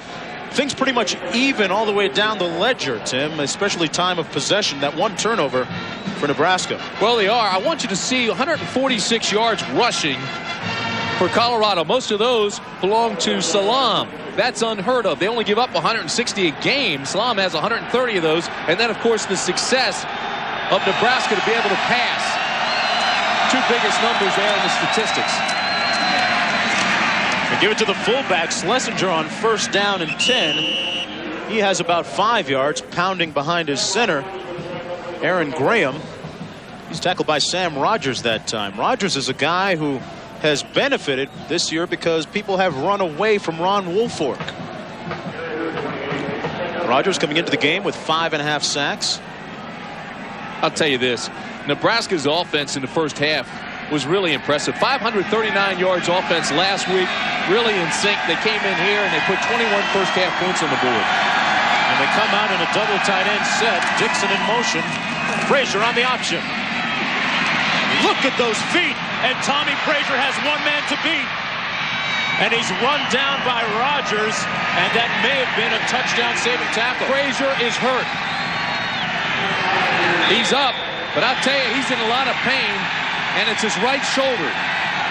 26-yard game, but that could be costly. Sam Rogers is 245 pounds, Tim, and it looked like all of it, and then some landed on that shoulder. Rogers is big. As a matter of fact, at one point in his career here at Colorado, he was a nose tackle. He had a huge game last week with a sack and 13 tackles. But he comes in here, and you'll watch the way he lands. He goes, and his whole body is on top of Frazier, and Frazier has all that weight come right down on that right shoulder. You see him wince in the pain immediately. So they change quarterbacks, and Behringer comes in. Brooke Behringer, 6'4", 205 pounds, a sophomore. He's 14 of 19 on the year. Jones on the handoff. Off tackle on the right side of the line. He has about 4 yards, but that last play could prove to be critical for Nebraska. Well, Behringer is a sophomore. You mentioned his numbers. He has 2 touchdowns, no interceptions. So he's actually made some pretty good decisions while he has been in the game. But you're right. There is a lot of pressure on that young guy coming into this game against Colorado. Medical staff still working on Frazier, but at least Frazier's walking around now. But I'll tell you, that right arm doesn't look good. No, he's not moving it at all. They're going to take him in. Schlesinger fumbled it for a while and then got it back. You'll often see that, Tim, when you bring in a new quarterback. They're taking Frazier into the clubhouse. They're going to have a look at this. They're going to have the doctors take a look, get those shoulder pads off. Frazier, more than just the leader on the team, he's a spiritual leader as well. Biggest concern right now is if, in fact, that right shoulder is separated. If anything is torn or if it's separated. We'll hope to pass along a report on Frazier as soon as we get word. For now, Behringer's the man. Dixon in motion. Looks for his tight end, and it's incomplete. Gerald Armstrong dove for it, but couldn't hold it in. Behringer has played in all 7 games this year, but he hasn't thrown a lot. This is a very football-savvy crowd here in Boulder, too. They know the impact of that Rodgers hit on Frazier, and Frazier going out of the game. They are really in tune now with this ball game. Byron Bennett going back to punt. It's a great spot on the field for a fake. If you're on the defense, you have to be very well aware of that. A footnote, he has 8 punts inside the 20, and he aims for the coffin corner here, and he doesn't get it. Bounces into the end zone, and Cordell Stewart's Colorado Buffaloes will get the ball on the 20-yard line, and you can feel a little momentum swinging their way. It's 21-10, and let's see how we got there. Calvin Jones, after that big punt return by Corey Dixon, punched it in from 4 yards out. Berger came back for Colorado with a 23-yard field goal. And then Jones again over the top on that controversial call. Dixon again with a big play on the out and down pattern. Then Salam on another close call for a touchdown. And it's Salam again. Over the right side of the offensive line, running over Tony Birdie and Heath Irwin. He was tackled by Trev Alberts and Terry Keneally. What a game Rashaan Salam is having now. 137 yards on the day, and we're only early in the 3rd period. He came in with a total of 399. 2nd down and 3.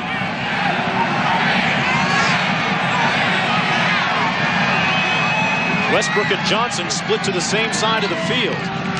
But it's Salam in the single back set, and he'll be about a yard short of the 1st down, tackled by Toby Wright. Wright's been all over the field this afternoon. He sure has. He caused that fumble we saw in the controversial touchdown. But you mentioned it'll bring up 3rd down and short, and that's the key for Colorado. They wanted to stay out of 3rd and long at all costs because Nebraska is a good rush team, more aggressive than ever. And now by bringing up 3rd and short, Nebraska really can't lay their ears back and come. Fumble on a snap. Stewart was lucky to fall down on it. Cordell has really had a tough afternoon. Hasn't he? He's 3 of 14 passing, and they fumbled the snap there. He just dropped it. Look at that. Never really had it. Pulled away. He's lucky he got it back. Berger into punt. Dixon back deep, along with Moss.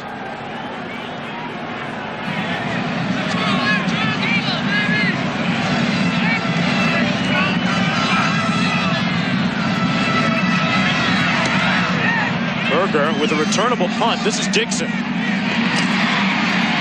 Looking to get outside. Corey Dixon, the prime minister of that itty-bitty committee, returning at 13 yards. And Nebraska with the ball in good field position when we come back.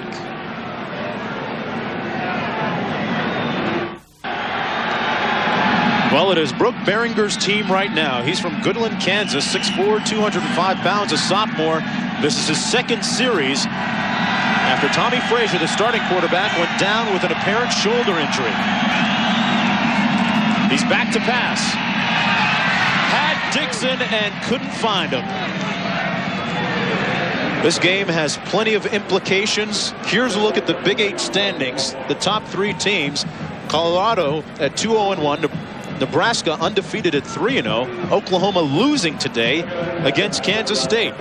The winner of this game would have a leg up on the Big 8 championship. And of course, an automatic berth in the Orange Bowl. 2nd down and 10. 3 receivers. Phillips in the backfield.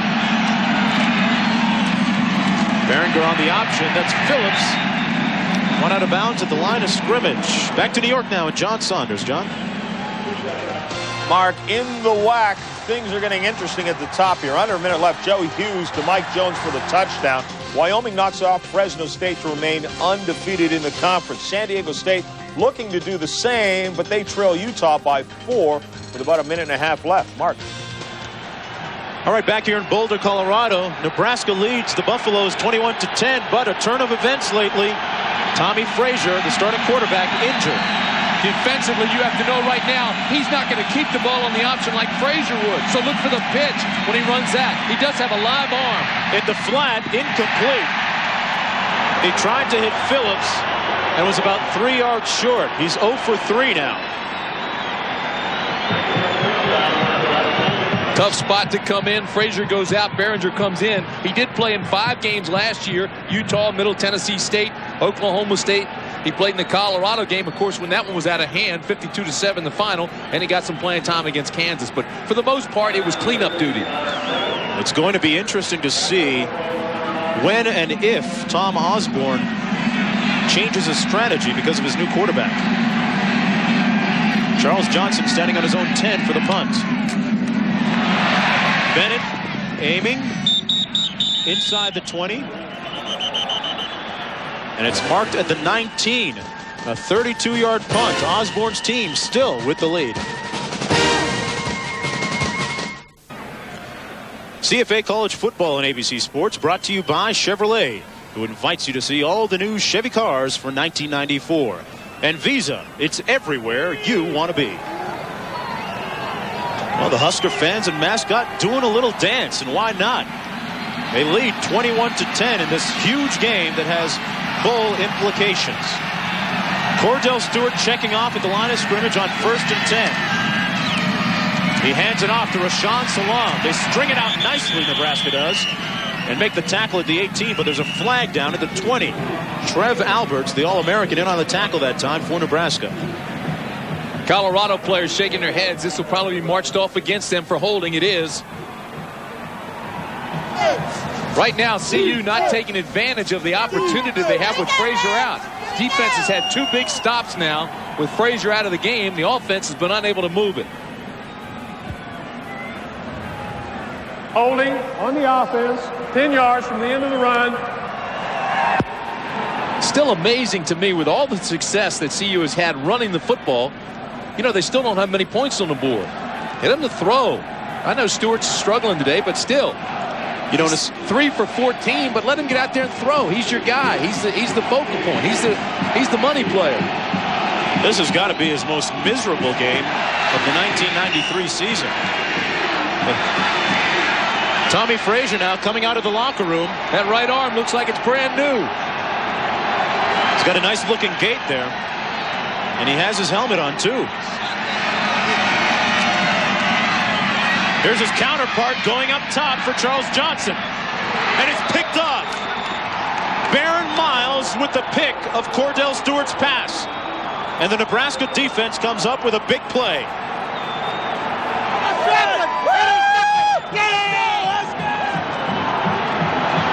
That ball was so poorly underthrown. That was a gift.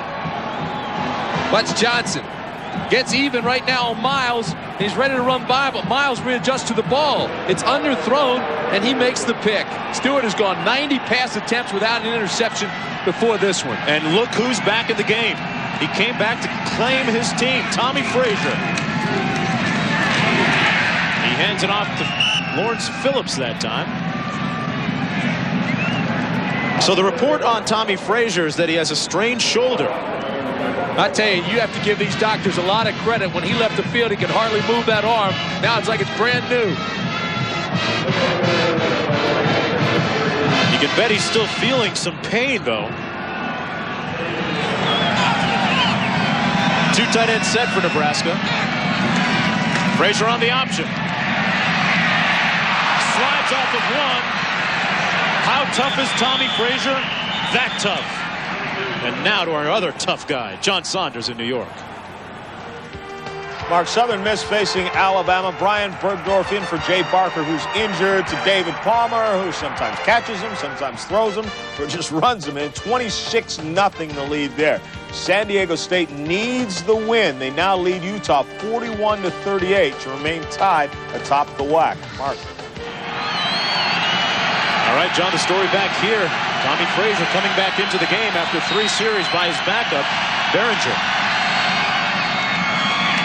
Lawrence Phillips again on a little misdirection, and they go in the wrong direction.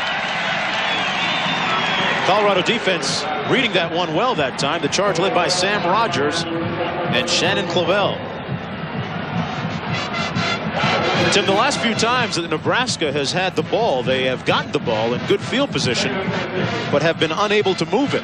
Right now, the Colorado defense is playing very well. It's swarming to the ball, running to the ball. Of course, with Behringer in there, they knew he wouldn't run on the option. If he did anything, he'd pitch it. That helped him a little bit. But now with Frazier back and looking like he's feeling pretty good, now you've got to be very concerned about his run again. You also know that when you go to tackling, you have to wrap him up.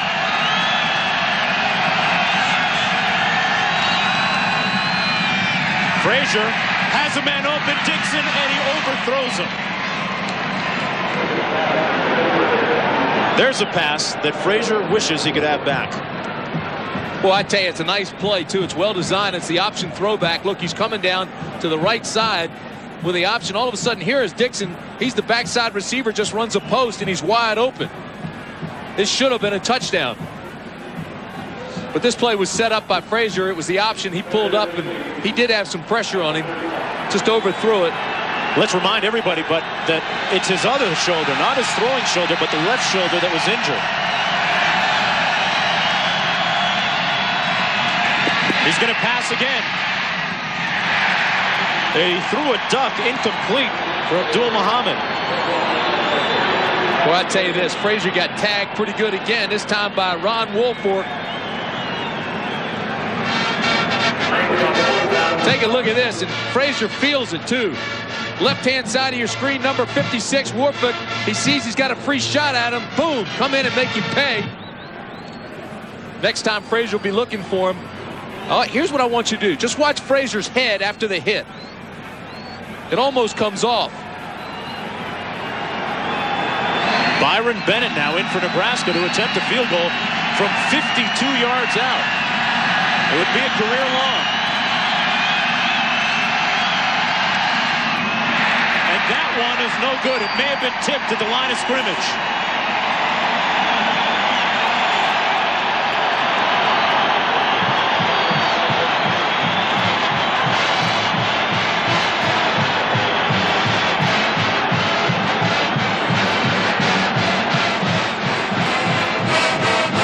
Another look at this, Tim. Watch the middle of your screen, a free safety, number 47. He'll get some elevation. He's an All-American candidate, goes up and blocks this field goal attempt. What a great effort.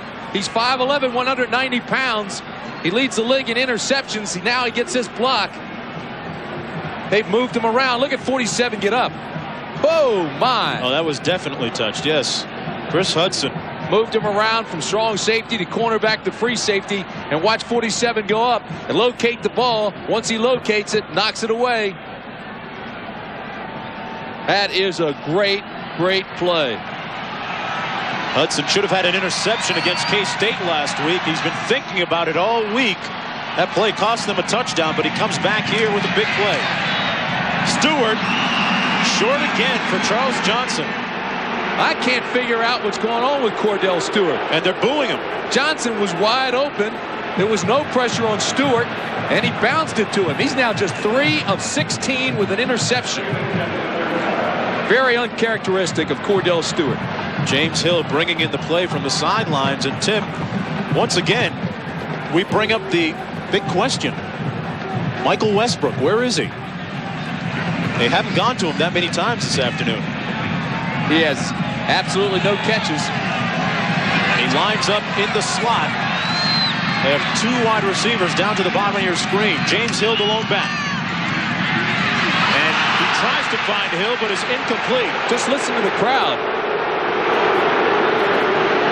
And we'll go to New York now with John Saunders. John, they're not booing you. Mark, the Ohio State Buckeyes against the Nittany Lions of Penn State. Butler Binote here from 4 yards out for the touchdown as Ohio State stretches their lead over the Nittany Lions at 24-6. Mark, let's go back to you. A lot of pleased people in Columbus. John Cooper's gone through everything with them. Right here, 7:40 remaining in the third quarter.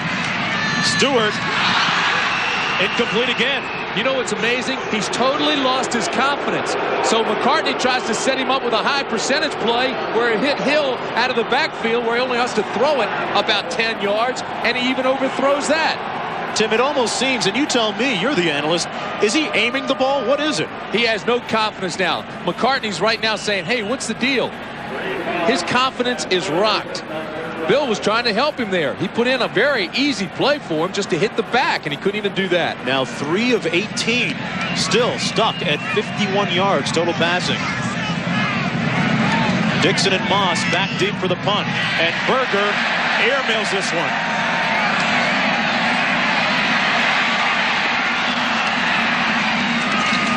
Moss tackled at the 25-yard line. A 50-yard punt. Wow, anything in the air that long should have a stewardess on it. We'll be back. Tomorrow night, perish the thought. Superman's identity could be known all over Metropolis. Or can Clark Kent keep it a secret? Lois and Clark, The New Adventures of Superman at 8, 7 Central, followed by Peter Falk as Columbo. It's all tomorrow night on ABC right here. 21-10 still. Tommy Frazier back in the game after being shaken up. And he's shaken up at the 23 and down.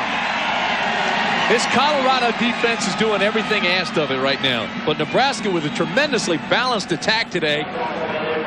Nebraska's run the ball. Look at this, 132 yards. They've passed for 133. You can't get any better than that. I'll second that. 6:59 remaining in the third quarter. But other than a few big plays in that first half, the Nebraska offense hasn't managed to move the ball with any consistency here in the second half.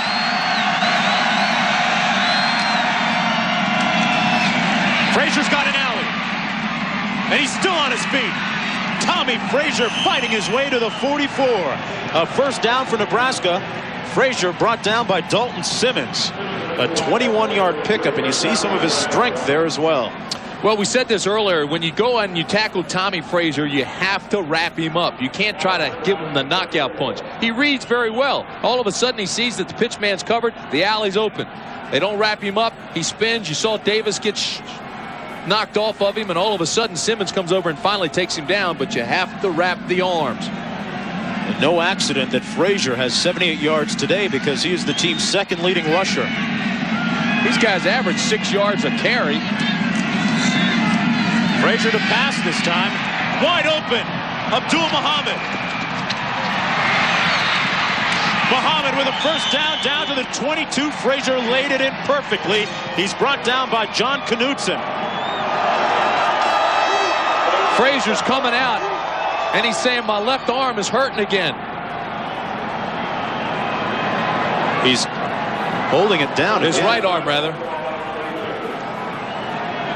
Coming to the sidelines and now going back in. It's amazing. He said, hey, come here. Somebody put somebody in for me. My arm is killing me.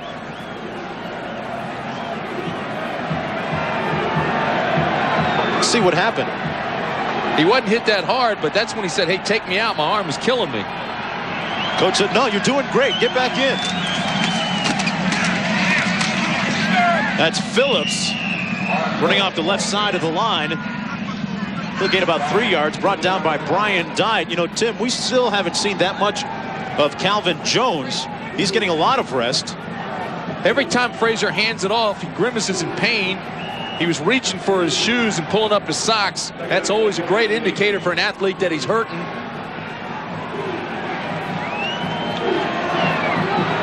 Calvin Jones trying to get loose on the sidelines. This is the type of game that will take a lot out of you, not only emotionally, but physically. The toss to Phillips, looking for a hole, waiting. Nothing doing that time. Back to New York and John Saunders for an update. Mark, San Diego State in Utah. San Diego State scored with 1:15 left. Then a 58-yard drive, 6 plays, 53 seconds. Mike McCoy 17 yards to Greg Hooks. And Wyoming is alone in first in the WAC. Mark. The Wild WAC, high scoring. What'd you expect? Right here, Tommy Frazier, though, Tim, still looks like he's injured a little bit. He really does. After the last 3 plays, he's looked over to the sideline and shook his head. 4.5 minutes remaining in the third quarter. They go to the fullback this time, Corey Schlesinger, and he's tackled after a gain of about 3 yards. Frazier looking at the sidelines once again. Well, he's looking for the play now, but he still has that right arm just kind of hanging limp. You talked about the way he looked after each play. Do you remember Jim Brown? He used to look like he was dead after each play, but he'd come back and get a big run. But then again, there's only one Jim Brown. That's Tommy Frazier. 4th down. They've had their way with this Colorado defense during big plays. I'd go after it. They are. They're 7 of 9 on 4th down conversions this year. 2 tight end set. Phillips, 1st down and more. Down to the 4-yard line. And Nebraska with another 4th down conversion. Look at Frazier now. He got better in a hurry. Get that big play, get down to pay dirt. Watch all the black shirts. They just sell out here, but the blocking is outstanding. As a matter of fact, Ted Johnson, 46, the linebacker, was pushed completely out of the play. Great blocking by the Huskers here. That sets up the big run, and Phillips takes it down to the 5. Full house backfield. Nebraska's been extremely efficient in the red zone this year. Schlesinger, nothing doing up the middle. Got back to the line of scrimmage. Mentioned the red zone. Nebraska scored 30 of the 32 times the offense has gotten inside the 20-yard line. That is money in the bank. This is the #1 offense in the nation. It averages over 40 points a game. 3 minutes remaining in the 3rd quarter.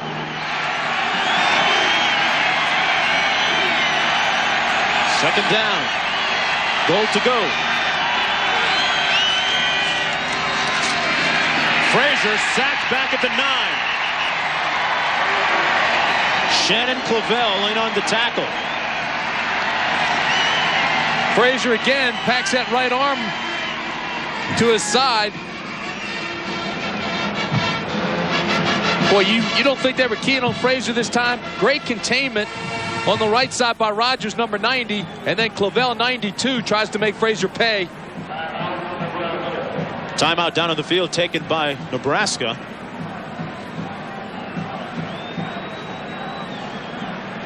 You know, you've heard of Mr. October. Well, Nebraska might be considered the Team October of college football. Husker football. Look at this, going back to 1986 in October. 27-0. The last loss, interestingly enough, against Colorado. Right now, though, it's trick or treat on Colorado. Oh, boy. Pumpkinhead. Let's go, Nebraska! Let's go, Huskers! Let's go, Huskers. Right. Got great supporters, don't they, Nebraska? They brought about 4,000 people to this game. And what a job Tom Osborne's done. Nation's winning as active coach, over 200 wins. Always with that stoic look on his face. You know, he was doused by Kevin Raymakers, the defensive tackle, after his 200th win against Oklahoma State. The next day of practice, he walked by Raymakers and said, "Hey, somehow, some way, I'm going to get you back." Yeah, he's a gentleman's gentleman. Personifies class. Here's a big 3rd down play now for Nebraska. And look at the current drive, using up 5 minutes on the clock. Into the end zone, picked off. Intercepted by the Colorado defense, number 22, Dennis Collier.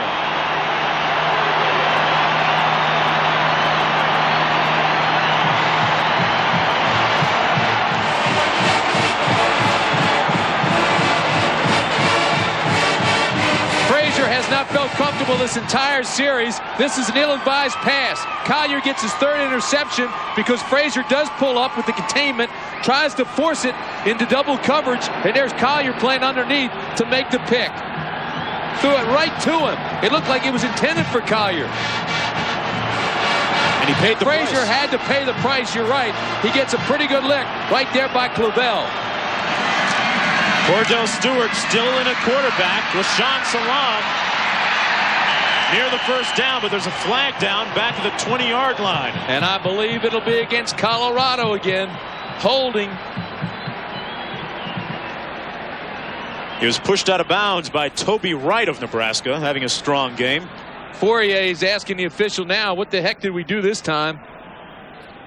Oftentimes that means he's the guilty party. And it's against Colorado. 2:12 remaining in the third quarter. Still 21-10. No scoring here in the third quarter. Osborne. Holding on the offense. Spot of the foul. Half the distance to the goal. First down. Tim, here's something we haven't talked about. As we look at Cordell Stewart, if you're Bill McCartney, do you consider pulling him at any time?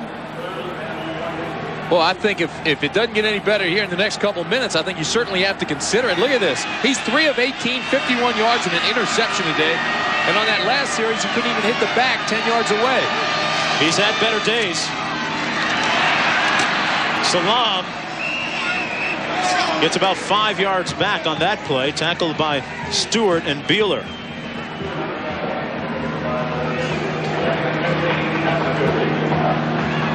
This new 4-3 defense that Nebraska runs, the tackle and nose guard tie up the run. The outside linebackers, they rush the quarterback.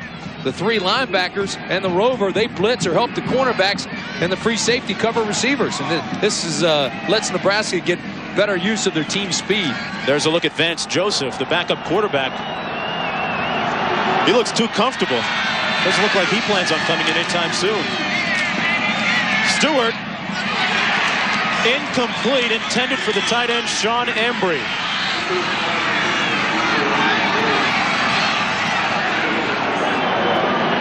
You know, the thing that happens when you lose confidence is not only your throwing ability, but all of a sudden you start to get blocked vision. You're not seeing the field. Look at the linebackers just in a zone coverage here, and he's still trying to go after his tight end. Now you're just throwing it right in, and Anderson, who's a quality linebacker, he runs over and breaks it up. It's the second week in a row that offensively Colorado has struggled. It happened against K-State last week. They're faced with a lot of blitzing. Well, I tell you this, right now Stewart's got a bad case of the Ophers. He's 0 for 5 with an interception in this half. 3rd and long, and a timeout taken down on the field by Colorado. They now have 2 left.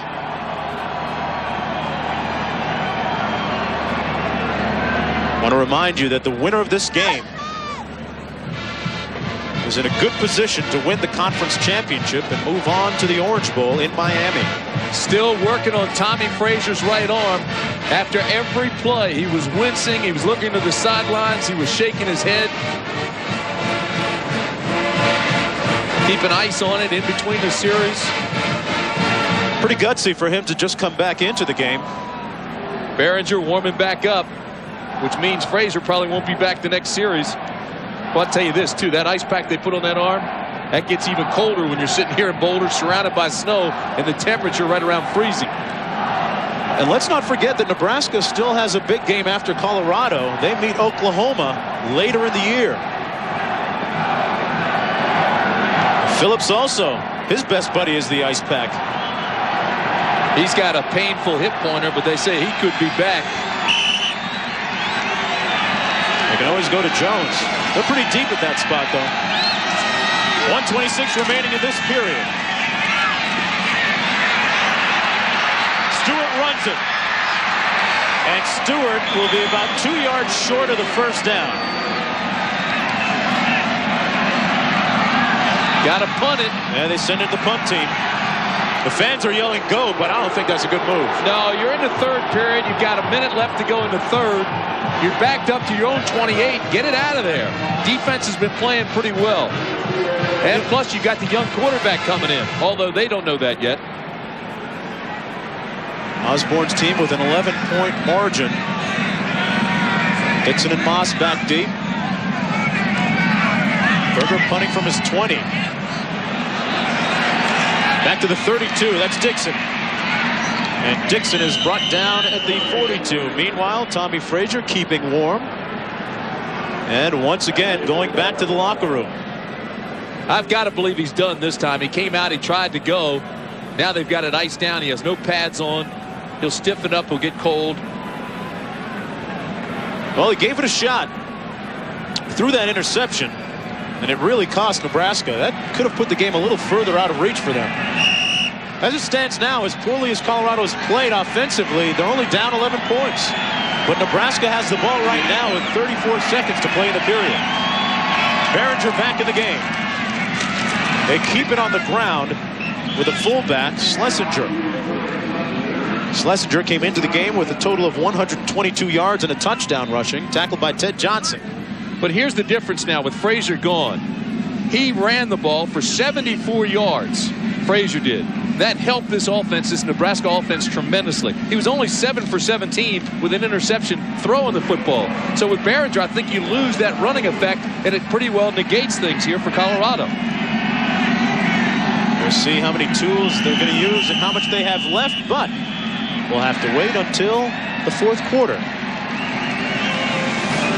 1 quarter to go.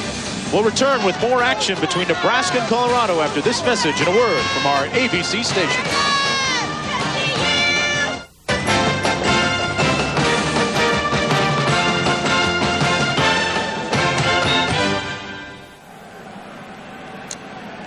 In the shadows of the mountains in Boulder, Colorado at Folsom Field, the score in this Big 8 showdown between Nebraska and Colorado, 21-10.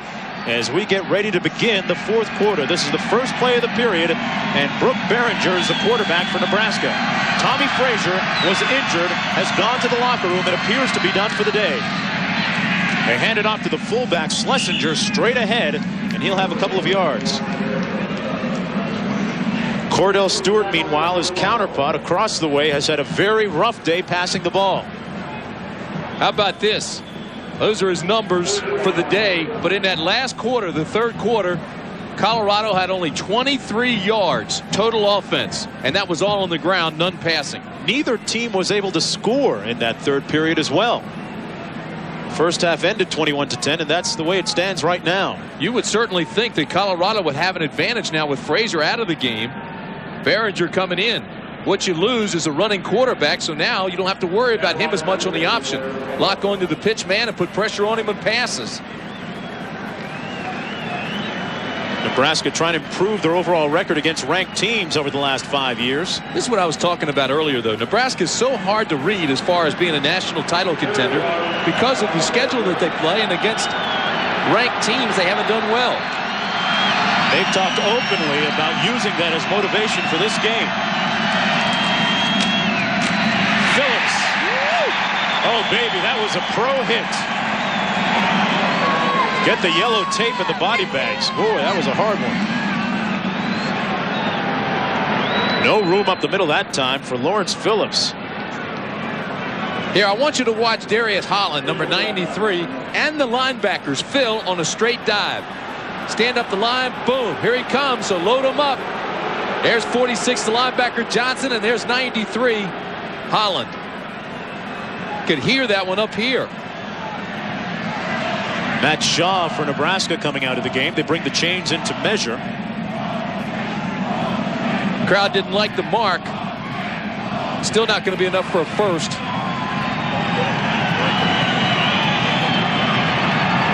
Next Saturday on ABC, college football regional action. Many of you will see Louisville against Tennessee, Ohio State taking on Wisconsin, plus a Pac-10 game.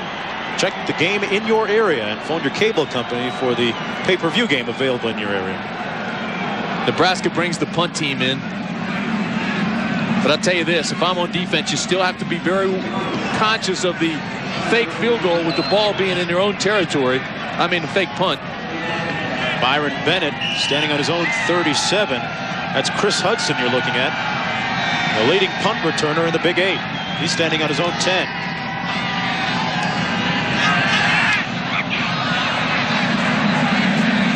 Hudson calls for the fair catch at the 14. And that's where Cordell Stewart will take over the offense when we come back. The 36-yard punt. Stewart's got to get it done. With their eye on the Big Ten title, Ohio State looks to avenge last year's loss to Wisconsin, plus other key regional games, all next Saturday on ABC's College Football. No question who the two dominant teams have been in the Big 8 over the last few years. Nebraska, Colorado, Nebraska and Colorado tying for the championship. Then Nebraska winning it last year. Colorado trying to get back to the Orange Bowl for the first time in 3 seasons. It's up to Cordell Stewart in the offense right now. Rashaan Salaam, who's had a career day rushing the ball, fights his way for 3 tough earned yards. He's tackled by Kevin Ramakers. Time definitely becoming a factor for Colorado now. can't sit back and just rush the ball the entire rest of the way. They've got to throw. And if Cordell can't do it, they'll have to get somebody else in that can. Salam with 147 yards today. And a touchdown, averaging 7.3 a pop. Well, those are great numbers, but they're only 10 points on the board. And you're down 21-10 with 13:55 to go. You've got to start throwing. We have a player down on the field. That's Kevin Ramakers, the guy I was talking about earlier, the one responsible for dousing Tom Osborne with that Gatorade shower after his 200th win. He said afterwards, when Osborne threatened to get even later, he said, hey, that's the most the guy's talked to me in for my 5 years here. He's an interesting guy. He overcame knee surgery. He's got that tattoo on his right ankle. Shaved his head last year to show his commitment. Everyone's All-American. Backside pressure. And Stewart is down for the third time this afternoon. Trev Alberts, the All-American, the doctor of sack, with another one. Tell you something about Trev Alberts. You don't find him any better. He is an All-American. He's the leading tackler, Butkus Award candidate, semifinalist, comes unblocked from the right side. There's no shot 85 Embry's going to have against Trev Alberts if he sets his mind. He's the sack leader, the leader of the sack, came into the game with 12, has 2 here today. They knew, Colorado did, coming into the game, that Tony Birdie, the left tackle, would have his hands full with that man right there, Trev Alberts. He's got 28.5 career sacks. That is a school record at Nebraska. And you think about some of the players that have played defense for Nebraska. That's a big feat. 3rd and 17. Out of the end zone. And down almost in the grasp, and lets go of it. Picked off.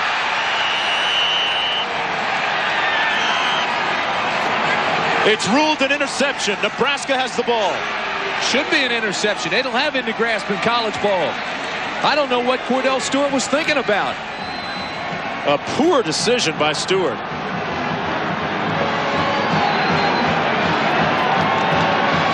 They pick up 34 on the right hand of your screen pretty well, but what they don't get is Moore on the other side. Moore has a good hold on him, and Cordell tries to stay up as long as he can to try to hit his tight end, Fourier. Now watch, he's trying to fight to stay up, tries to go after Fourier, and all of a sudden this ball's picked off. This is a bad decision on his part. Great effort, but bad decision. He is really struggling today. Stewart with the pick, and back comes Phillips. Phillips bouncing off a tackle, has about 9.5 and close to another Nebraska first down. 12:41 remaining in the fourth quarter. Nebraska inching closer to the victory. You have to believe that if Nebraska scores here, it's over.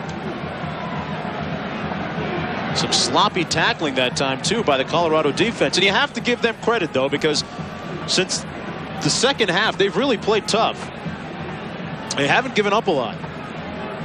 Well, the offense got only 23 yards in the entire third quarter. Defense was on the field almost the entire time. They're going to bring the chains in, Tim, and measure for the first down.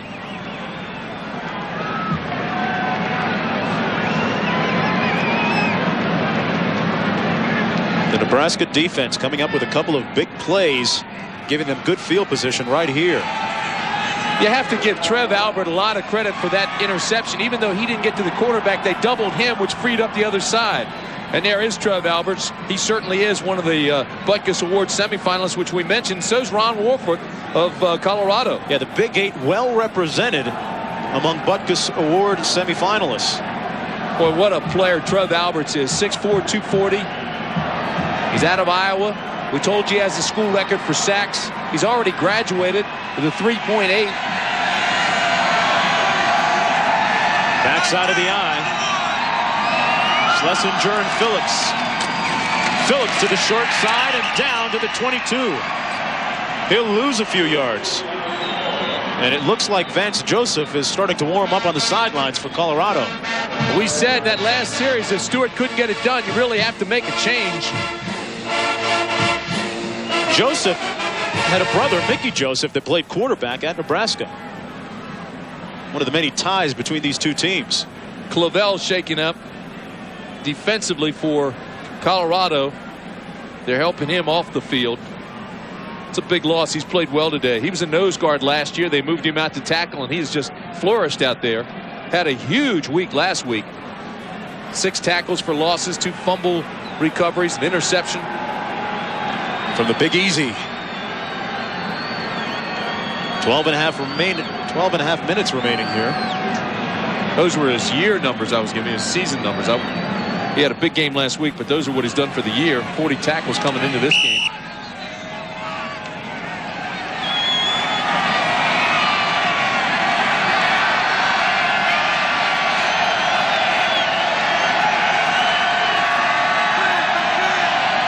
Second down and 15.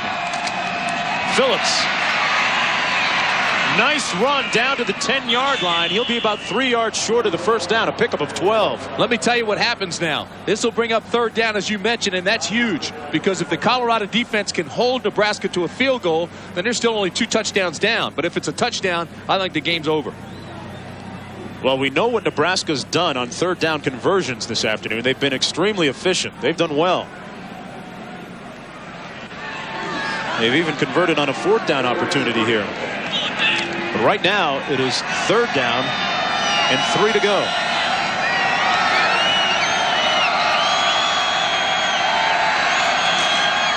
On the option. Behringer keeps it himself. And he stopped 2 yards shy of the end zone.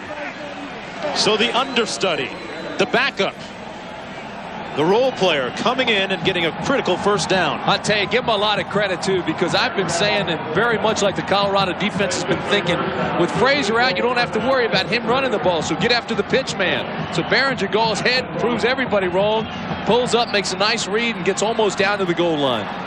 Shannon Clavell finally making the tackle. The backs full house set. You know, the fans threw a snowball, and it hit Ken Malin.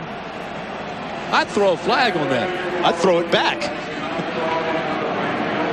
You know, in all seriousness, that's very dangerous. Oh, absolutely. And that's got to hurt that. Hit him right smack in the back. That thing flew about 45, 50 yards.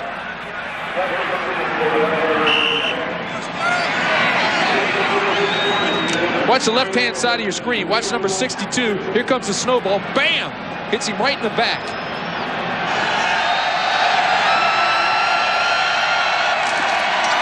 The fullback, Schlesinger, is stopped up at the 1 yard line. Clock running with 10:50 remaining in the fourth period.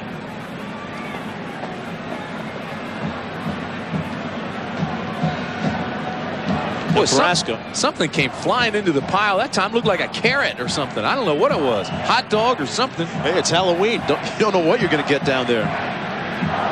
There's another look at the fullback. Look, right up the top of the right-hand screen. Did you see that thing come flying in there? I think it's a hot dog.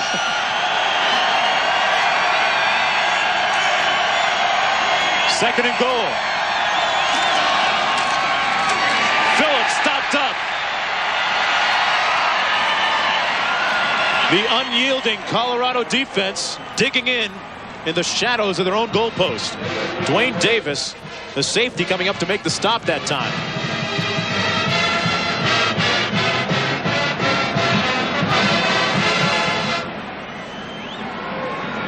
Mike Hankwitz, defensive coordinator, calling the defense. It's going to be short yardage again, but they're trying to get penetration in the middle. That's what he's telling them.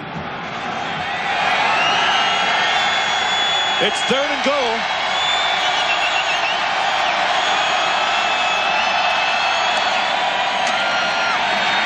Behringer keeps his balance, then gets knocked down at the 10. I've got to tell you, this is a great goal line stand by Colorado.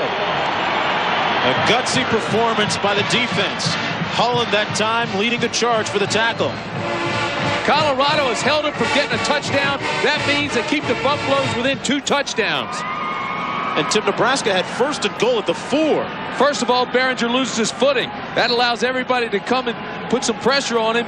By that time, they're all in there. That's a great defensive stand by Colorado. Byron Bennett coming in to attempt a field goal from 26 yards out. It would give them a 14-point advantage.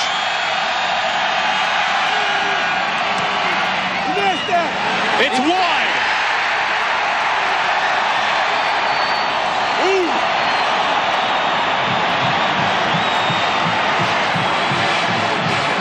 This is not one of his favorite places to kick. He missed a game-tying field goal a couple of years ago.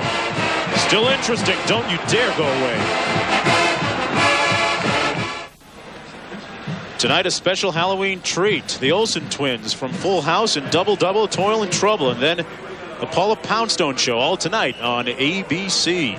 Pressure now goes to Stewart. He's still in the ball game. He's just 3 for 20, 51 yards, 2 interceptions, 0 for 6 this half. And he's back to pass. It's incomplete for the tight end, Christian Fourier. Boy, he is really pressing. You can see it just the way he is dropping back and throwing. His mechanics aren't even normal Cordell Stewart mechanics. It appears as if he's aiming it rather than throwing the ball. I don't know what he's doing, but he's certainly not loose, and he's definitely not confident. That stopped the clock, though. 8:41 remaining in the fourth quarter. Give a lot of that credit, though, to the Nebraska defense. On the option, here's Rashaan Salam. He's had a career day so far. Run out of bounds at the 29-yard line.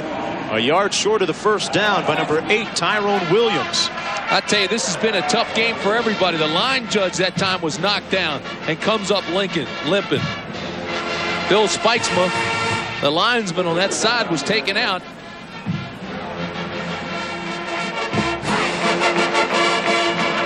Bill McCartney, 3 Big 8 titles and 1 national championship. He closed practices to the media early this week, sending a message to the coaches and the players about how serious this game was. Had a chance to visit with him yesterday. There's the linesman. There's Bill Spikesma. He got his left knee caught under the block that time. He's hurting, but he's going to play with some pain. Look at him say, oh, man. It has been a physical afternoon. Colorado just 26 total yards on offense this half. Trying to get it done on the ground. Salam with the first down out to the 35, Tim. It's the first down this half. See, they're going to let him do that, though. But with 8:30 left in the game, you've got to be thinking about clock management. You got to start throwing the ball. Fans know that, too. Down 11, you got to get 2 touchdowns. Clock continues to move. Bill McCartney has got to be as frustrated as everyone else with Colorado. And Michael Westbrook has still been shut out. Hasn't caught a ball. Salam, they run again. And Nebraska's defense stringing it out nicely that time. Terry Connealy making the tackle on Salam. It's amazing to me that they're not throwing the football. Salam filling in for Lamont Warren. Warren injured his ankle earlier and has not been back since. But Salam hasn't skipped a beat. 7:40 remaining in the fourth period. Second down and 10. Stewart's going to try and complete a pass, and he hits his back. Salam fights his way for about 7 extra yards. Great effort. A 16-yard pickup and a first down for the Buffaloes at midfield. What a game this kid is playing. This guy played 8-man football in high school. He didn't get to the real deal till he got to Colorado. Finally, Stewart steps up and drills the ball. Hits him between the 1 and the 9. But watch Salam. He makes yardage when there's no hole there. And he carries tacklers out to midfield. Raymakers finally bringing him down. Westbrook split to the short side of the field. Johnson split wide. Option. Stewart tackled at the 45-yard line. He'll have close to 5 yards on first down. It'll be 2nd and 5. That play was actually made by Raymakers, who was on the ground. Clock still moving with 6:45 to play. Got to throw. You can't throw, then run and throw. Just start using clock management. It's interesting that this was a pass-happy team Bill McCartney's team was last year.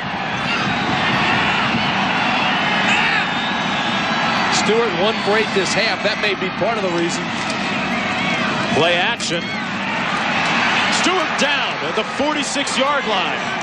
Trev Alberts, his 4th sack of the day. Pardon me, that's the team's 4th sack. Yeah, but he's got 2 or 3 of them. And when they narrow that list down to the final candidates, he could be a good bet to be on it for the Butkus Award. He's as good as you'll find. There aren't any better. Tommy Frazier is back. Got a Parker on. No way he'll be back. He tried it.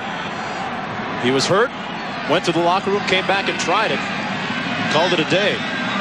Big 3rd down right here for Colorado. Stewart completes it to Salam. Salam out of bounds at the 36, and he has the 1st down, and he stops the clock, too. He has now gone over 200 yards, all-purpose yards for the day, total offense. Picked up 17 on that pass and catch. Again, it's a play he got earlier for the 1st down. Pretty good move right here on Toby Wright, number 3.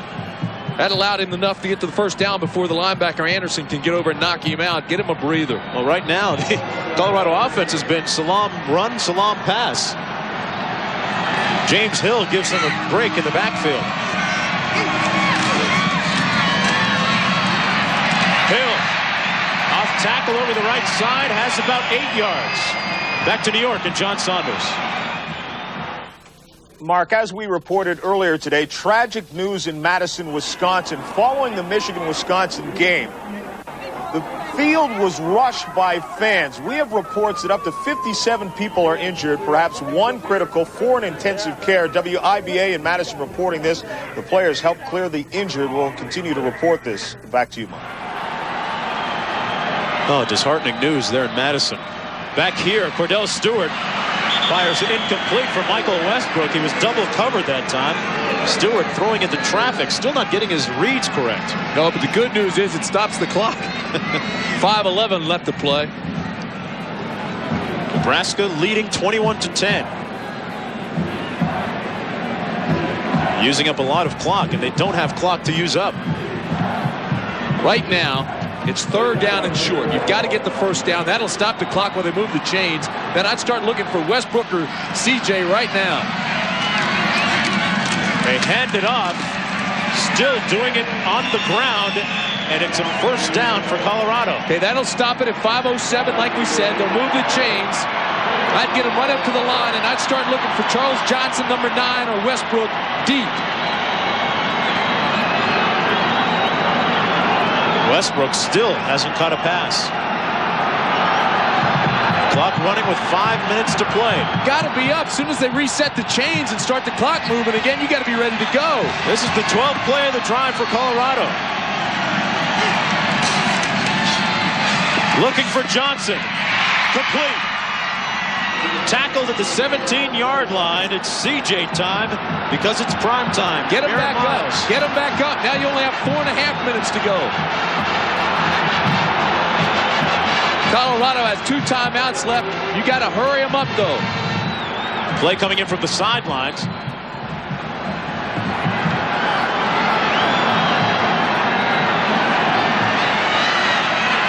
Westbrook split to the short side of the field.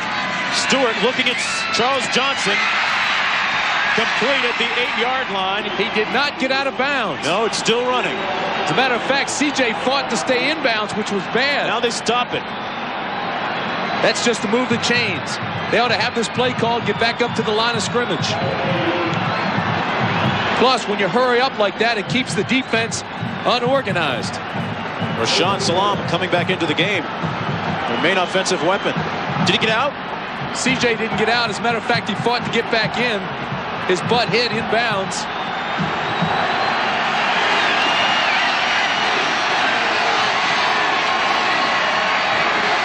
First and goal. Salam down to the 5-yard line. And the clock running with 3:40 to play. He's been a one-man crew for them. And there's a flag down on the field. The tackle was made by Ed Stewart. This is going to be against Nebraska, though.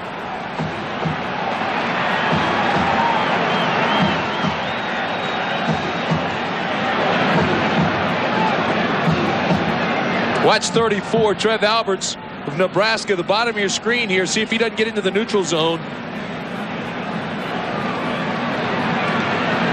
Well, that's Awfully a tough call. close. Yeah, that's a tough call. Hear what the official has to say.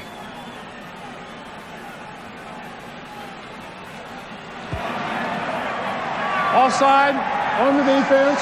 Half the distance to the goal. Repeat first down. That also stops the clock at 3:40. That's only the second penalty against Nebraska this afternoon. 3:40 to play. Go to the corner right now. Okay, let's set it up for you. Westbrook is split wide.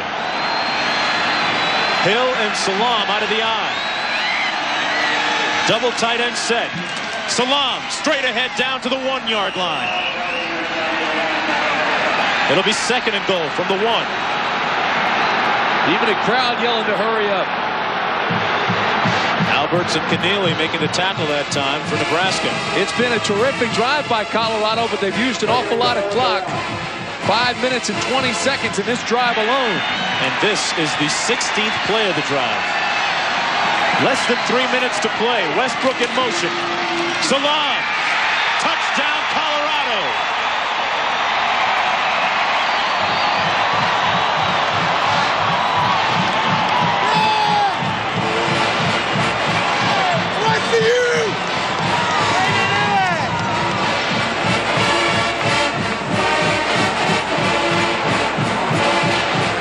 Offensive line gets a lot of credit here. Opened up a huge hole, and Salam read it and went right through it. Now, do you go for 2? No. That would put you in field goal to tie it, but you don't want that. You've got to go for the win in the Big 8 title. Tie won't hurt you. High snap, but they get it down, and Berger puts it through the uprights. 16 plays, 80 yards, and Colorado, led by Rashaan Salam, with a touchdown. Tomorrow, defending champion Paul Azinger joins the PGA Tour's top 30 money winners in the final round of golf's richest event, the Tour Championship, live from the Olympic Club in San Francisco. Tomorrow, 3 Eastern, 2 Central here on ABC. It's 21-17. Nebraska leads with 2:54 remaining in the game. Mitch Berger with the kick. I'd be thinking onside kick here with 2:54 to go. They go deep, and I mean deep, through the end zone. And Brooke Behringer will come in and start Nebraska's offense at the 20-yard line. The beauty of that touchback and kicking through the end zone is the fact that the clock never moves. Stays at 2:54. Do you believe this? Tommy Frazier. I don't believe it. Oh! And Calvin Jones also back in the game. How about Nebraska? How about Frazier? You're putting your best men on the field. A few good men for Nebraska.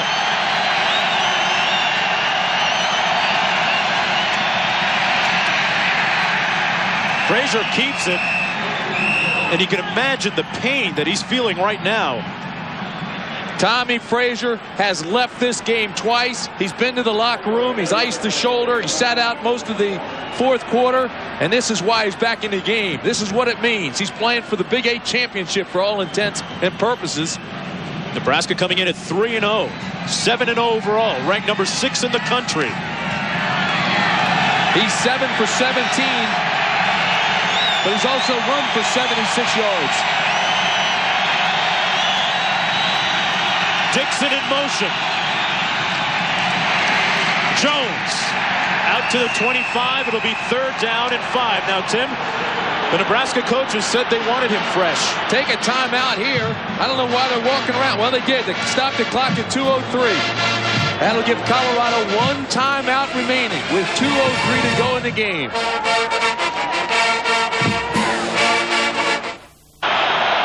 Back in Boulder, Tom Osborne calling on all of his wisdom from 32 years of coaching, looking for the right play. Both coaches know this is the ball game right here. A 1st down, and Nebraska will win it.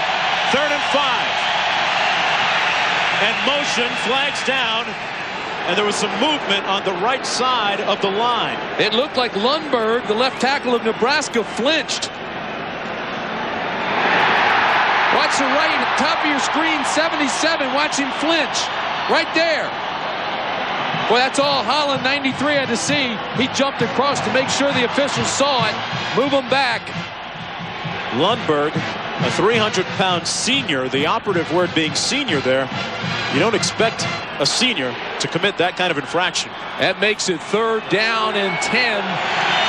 Impact of this play is the same. The ball game rides on it. They're 1 of 7 in 3rd down conversion situations this half. Frazier's going to pass. And he's sacked at the 18.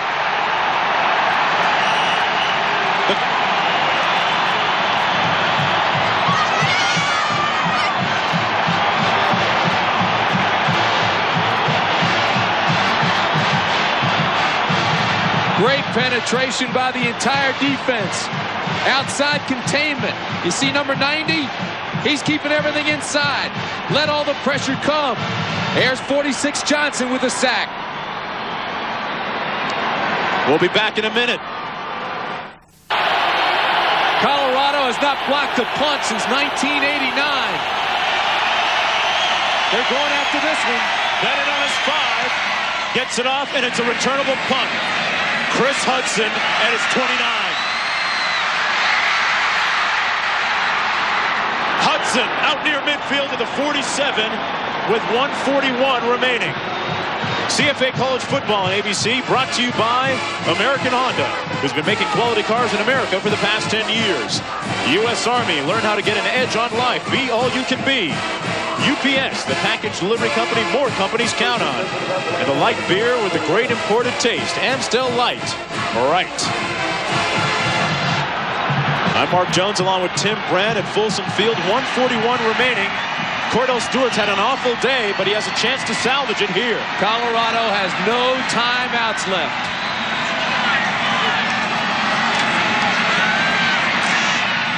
Complete to Christian Fourier. First down at the 39. Stewart drilled it right in. Clock stops to move the chains. It's at 1:34. Colorado has to get first downs because they don't have those timeouts. This is the only way to stop it unless you get out of bounds. The ball's at the 40-yard line. Stewart looked good on that pass attempt. Johnson split wide to the bottom of the field. Incomplete and intercepted. It's picked off at the 30 by John Reese.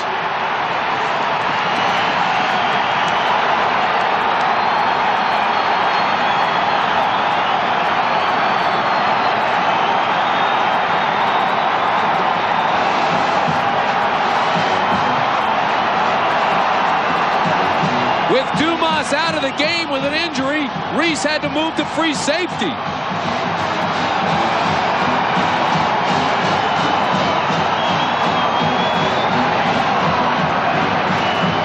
Cordell Stewart has struggled all day. Here he had backside pressure. And Reese, the free safety, makes the interception. That ball is badly thrown. Cordell knows it. Oh, what a day. Tommy Frazier kneeling. Colorado has absolutely no way to stop it. Clock running with 1:12 to play. Cordell Stewart has had a miserable day. And Reese, after that interception, ran over to the Nebraska people that made the trip here to Boulder and saluted them. Cordell Stewart, 8 for 28 today. Completed only 8 passes, 115 yards, and he had 3 interceptions.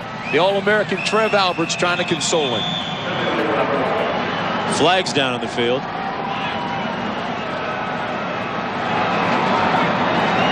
What a gutsy performance today by Tommy Frazier. Dead ball foul. Encroachment on the defense. Second down. Bill McCartney, 3-7-1 against Osborne. Soon to be 3-8-1, barring a miracle. Jim Kelly and the Buffalo Bills taking on the Washington Redskins on Monday, 9 Eastern, 8 Central time. Terrific game played by Nebraska today. You know, the defense is called the Black Shirts. Earlier this year, inconsistent. They actually called them the Black Skirts at one time. But they played well today. They forced 3 turnovers. And you can't say enough about Tommy Frazier, the quarterback.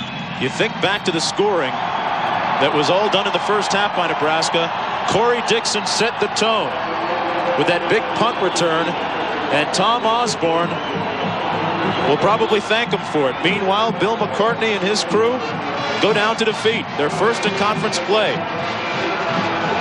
You're looking at the winningest active coach in Division I football.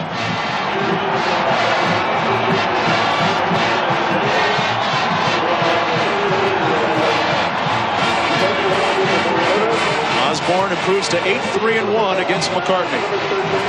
The Chevrolet most valuable players of the game are, who do you think? Tommy Frazier from Nebraska. 7 of 17 passing, 167 yards. Hey, but the numbers don't tell the story. He ran for 70 yards, and he was courageous. Rashaan Salam gets the nod for Colorado. He had a career day, 25 rushes, 165 yards, and a pair of touchdowns, 3 for 37 receiving. Next Saturday, college football, regional action. Louisville, Tennessee, Ohio State, Wisconsin, plus other regional action. I'm Mark Jones for Tim Brent. Hope you enjoyed it as much as we did. The final score once again from Boulder. It's 21-17. Nebraska defeats Colorado.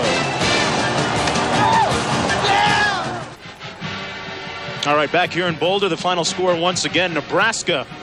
Yeah, they refused to lose today. They win it 21-17 and improve to 4-0 overall in the Big 8 conference standings. They are now 8-0 overall on the season, ranked number 6 coming into the game. Tim, they probably will move up, but the story of the game, a courageous performance by Tommy Frazier and big plays, especially Corey White. Frazier, you can't say enough about. He left the game twice. They took him into the locker room. They iced his shoulder down. He came back both times and finished the game and came up with the big plays. I was concerned about CU's clock management at the end. I didn't think it was very good. I also would have thought, if I was Bill McCartney, about making a change at quarterback. Cordell Stewart, clearly a great athlete, but today really struggled, and you could see he lost his confidence.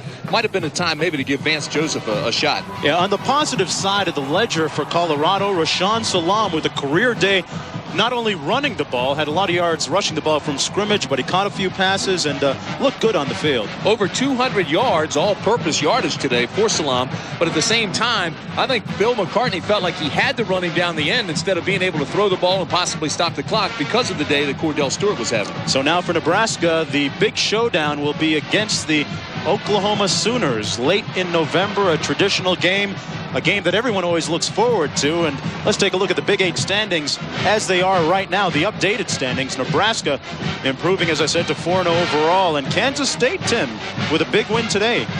Nebraska still has to play Oklahoma, but right now you got to say the Huskers definitely in command.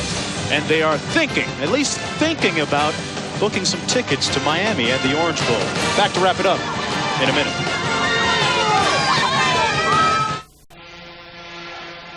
Back in